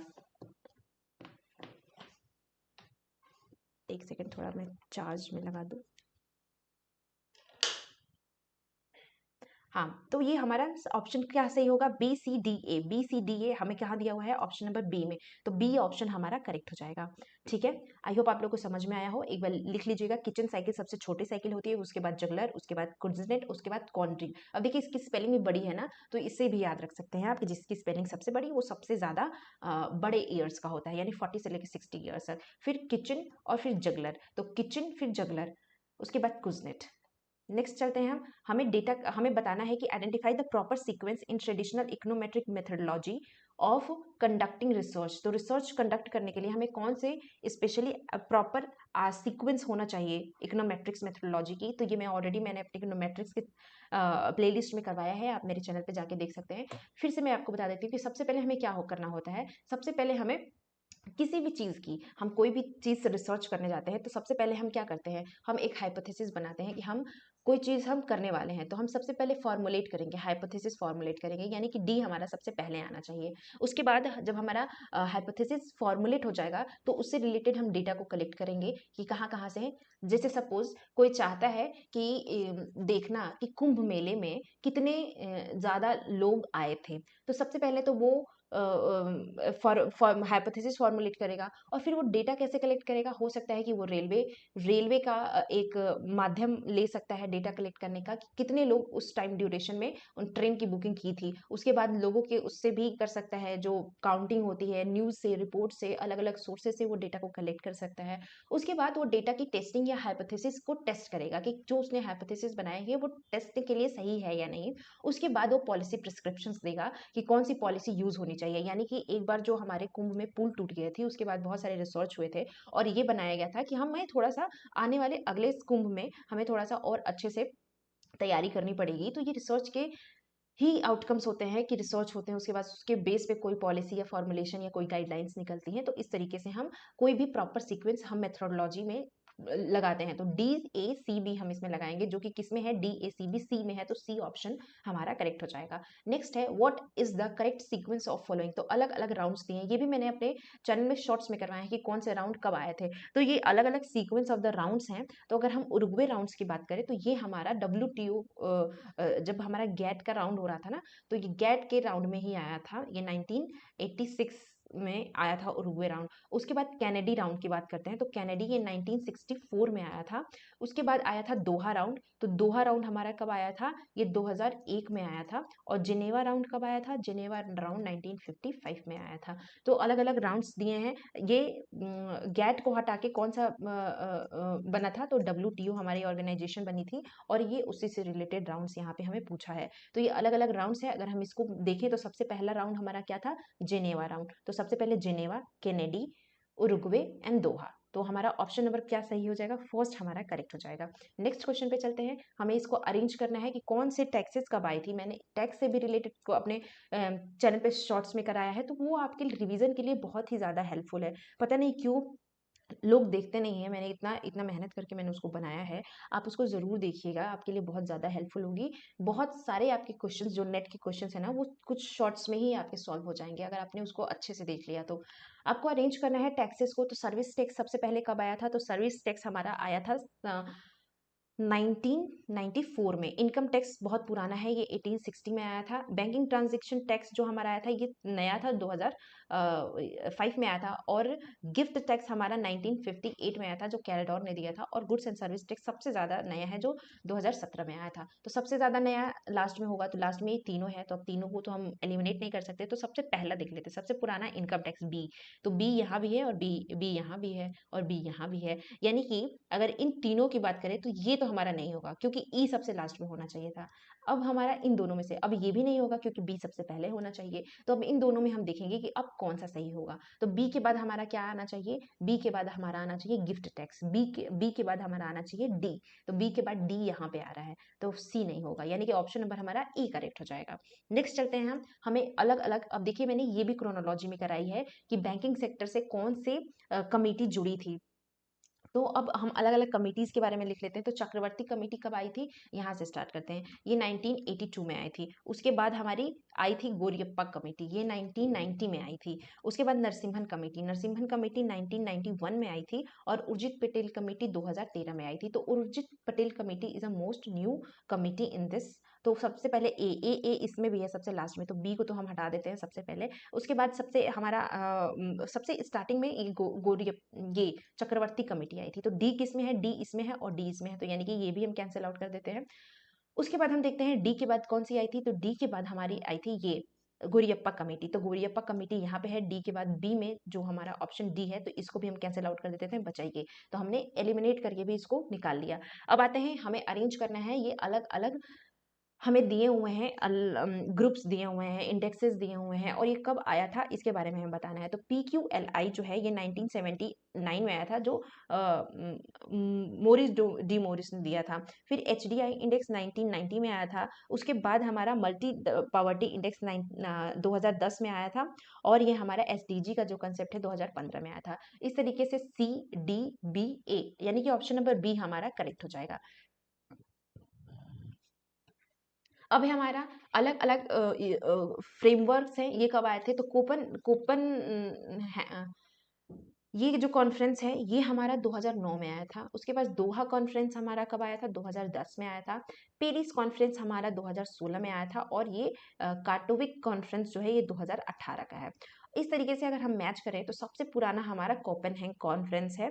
तो कोपेनहेगन कॉन्फ्रेंस हमें किस तरह मैच करना था, arrange the following framework chronological order. तो क्रोनोलॉजिकल ऑर्डर के अकॉर्डिंग हमारा सबसे पहले क्या होगा, हमारा सबसे पहले होगा ए, उसके बाद हमारा दोहा कॉन्फ्रेंस, बी, उसके बाद पेरिस, और उसके बाद डी। तो ABCD हमारा इसमें सी में है, तो सी वाला हमारा करेक्ट हो जाएगा। नेक्स्ट चलते हैं हम, consider the some of the schemes program introduce by government of India to enhance agriculture productivity and farmer income. तो agriculture productivity and farmer income के लिए कौन सा हमारा क्रोनोलॉजिकल ऑर्डर में कब कब आया था ये हमें बताना है। तो अगर हम किसान क्रेडिट कार्ड की बात करें तो किसान क्रेडिट कार्ड ये सबसे पुराना है, 1998 में आया था। उसके बाद हमारा सॉइल हेल्थ कार्ड 2015 में आया है। प्रधानमंत्री फसल बीमा योजना ये रिसेंट था, जब हमारी मोदी गवर्नमेंट आई थी स्टार्टिंग में, उसके 2 साल बाद ही आया था। और डबल द फार्मिंग इनकम ये 2018 में अशोक दलवाई की कमेटी के साथ ये बना हुआ था। तो इस तरीके से हमारा बी कौन सा करेक्ट होगा, BACD। तो BACD कहाँ है, BACD ये ऑप्शन नंबर बी में है, तो ऑप्शन नंबर हमारा बी यहाँ पे करेक्ट हो जाएगा। नेक्स्ट चलते हैं, अरेंज करना है फॉलोइंग कमेटी को पावर्टी एस्टिमेशन से। तो अगर सबसे पुराना अगर हम देखें इसमें पावर्टी एस्टिमेशन से स्पेशली, तो अलग कमेटी सबसे पुरानी है 1979 में। उसके बाद आती है लकड़वारा कमेटी, ये 1993 में है। फिर तेंदुलकर कमेटी 2005 की है, और रंगराजन कमेटी 2012 की है। तो यानी कि ABCD करके ये करेक्ट है ऑलरेडी, तो ऑप्शन नंबर हमारा ए करेक्ट हो जाएगा यहाँ पे।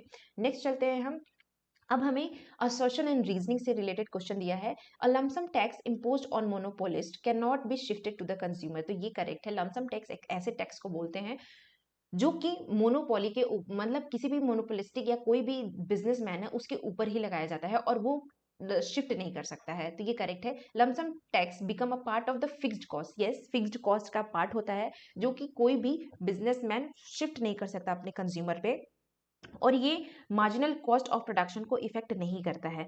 क्या ये इफेक्ट नहीं करता है, इसमें ये बोला है। तो यस, अगर हम इसकी बात करें तो ये मार्जिनल कॉस्ट उसको इफेक्ट नहीं करता है, और ये किस पे लगता है, मोनोपोलिस्ट पे ही लगता है, और मोनोपोलिस्ट शिफ्ट नहीं कर सकते हैं। तो दोनों करेक्ट है, और करेक्ट एक्सप्लेन भी करते हैं, तो ऑप्शन नंबर ए करेक्ट हो जाएगा।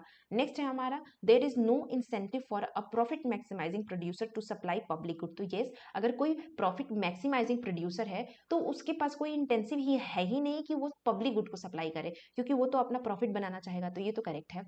If a producer if he produce it, he is unable to exclude people from consuming it and hence it cannot charge a price। क्यों वो सप्लाई मैक्सिमाइज नहीं कर सकता है, उसके पास कोई इंटेंसिव इसलिए नहीं है कि अगर वो प्रोड्यूस करेगा तो वो किसी भी पीपल को एक्सक्लूड नहीं कर पाएगा, क्योंकि वो पब्लिक गुड को दे रहा है, और वो पब्लिक गुड को दे रहा है तो किसी भी पीपल को उसको कंज्यूम करने से रोक नहीं सकता है, और उस पर कोई प्राइस भी चार्ज नहीं कर सकता है। अब जब प्राइस नहीं चार्ज कर सकता है तो उसको प्रॉफिट कैसे होगा। तो ये दोनों करेक्ट है, और दोनों एक दूसरे को करेक्ट एक्सप्लेन भी कर रहे हैं, तो ऑप्शन नंबर ए करेक्ट हो जाएगा।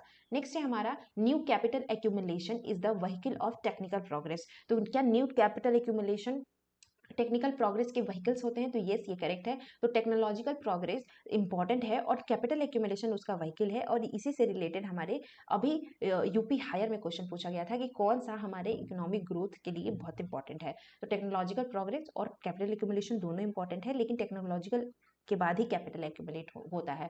Technological progress is embodied in a new machines. तो यस, टेक्नोलॉजिकल प्रोग्रेस का मतलब है, एक होता है एम्बॉडीड और डिसएम्बॉडीड थ्योरम। जो सोलो ने दिया था। एम्बॉडीड का मतलब होता है कि हम किसी भी चीज़ को बनाने के लिए नए मशीनरी का यूज़ करते हैं, और डिसएम्बॉडीड का मतलब होता है कि हम पुरानी मशीनरी को ही ठीक करवा के उसको यूज़ करते हैं। तो ये भी हमारा करेक्ट है, जहाँ भी हम न्यू चीज़ें बनाते हैं, एक्यूमुलेट करते हैं, तो उसको हम एम्बॉडीड न्यू मशीन्स के बारे में बोलते हैं। तो दोनों करेक्ट है और दोनों एक दूसरे को एक्सप्लेन भी कर रहे हैं। नेक्स्ट क्वेश्चन है हमारा कि social welfare function is short of social indifference map consuming of the social indifference curve, which shows the various combination of utility that give the same level of social welfare। तो अगर हम इसकी बात करें social welfare function की, तो yes, ये हमारा बिल्कुल करेक्ट है कि सोशल वेलफेयर फंक्शन जो है ये सोशल इंडिफरेंस मैप को कंसिस्ट करता है, और ये सोशल इंडिफरेंस कर्व जो शो करता है अलग अलग कॉम्बिनेशन को, और जो लोगों को सेम सेम लेवल ऑफ एक वेलफेयर वो प्रोवाइड करेगा। तो ये तो हमारा नॉर्मल इंडिफरेंस कर्व से रिलेटेड था क्वेश्चन। सोशल इंडिफरेंस कर्व से, social indifference curve may not be convex और कॉन्केव टू द ओरिजिन। क्या सोशल इंडिफरेंस कर्व जरूरी नहीं है कि वो कॉन्वेक्स और कॉन्केव हो ओरिजिन के? तो यस, ये भी जरूरी नहीं है। तो यानी कि दोनों हमारा स्टेटमेंट करेक्ट है यहाँ पे। नेक्स्ट चलते हैं हम कि one of the assumption under OLS method state that the regression model is a linear in parameter through it may or may not be linear in variable। तो अगर हम OLS के assumption की बात करें तो OLS के assumption में ये है कि रिग्रेशन मॉडल पैरामीटर में लीनियर होने चाहिए, भले वेरिएबल में लीनियर ना हो। अब इसका मतलब भी मैंने अपने इकोनोमेट्रिक्स के वीडियो में पूरा डिटेल में बताया है, बट फिर भी मैं यहाँ पे आपको बता देती हूँ। पैरामीटर का मतलब क्या होता है? अगर मेरे पास इस तरीके से कोई एक इक्वेशन लिखा हो,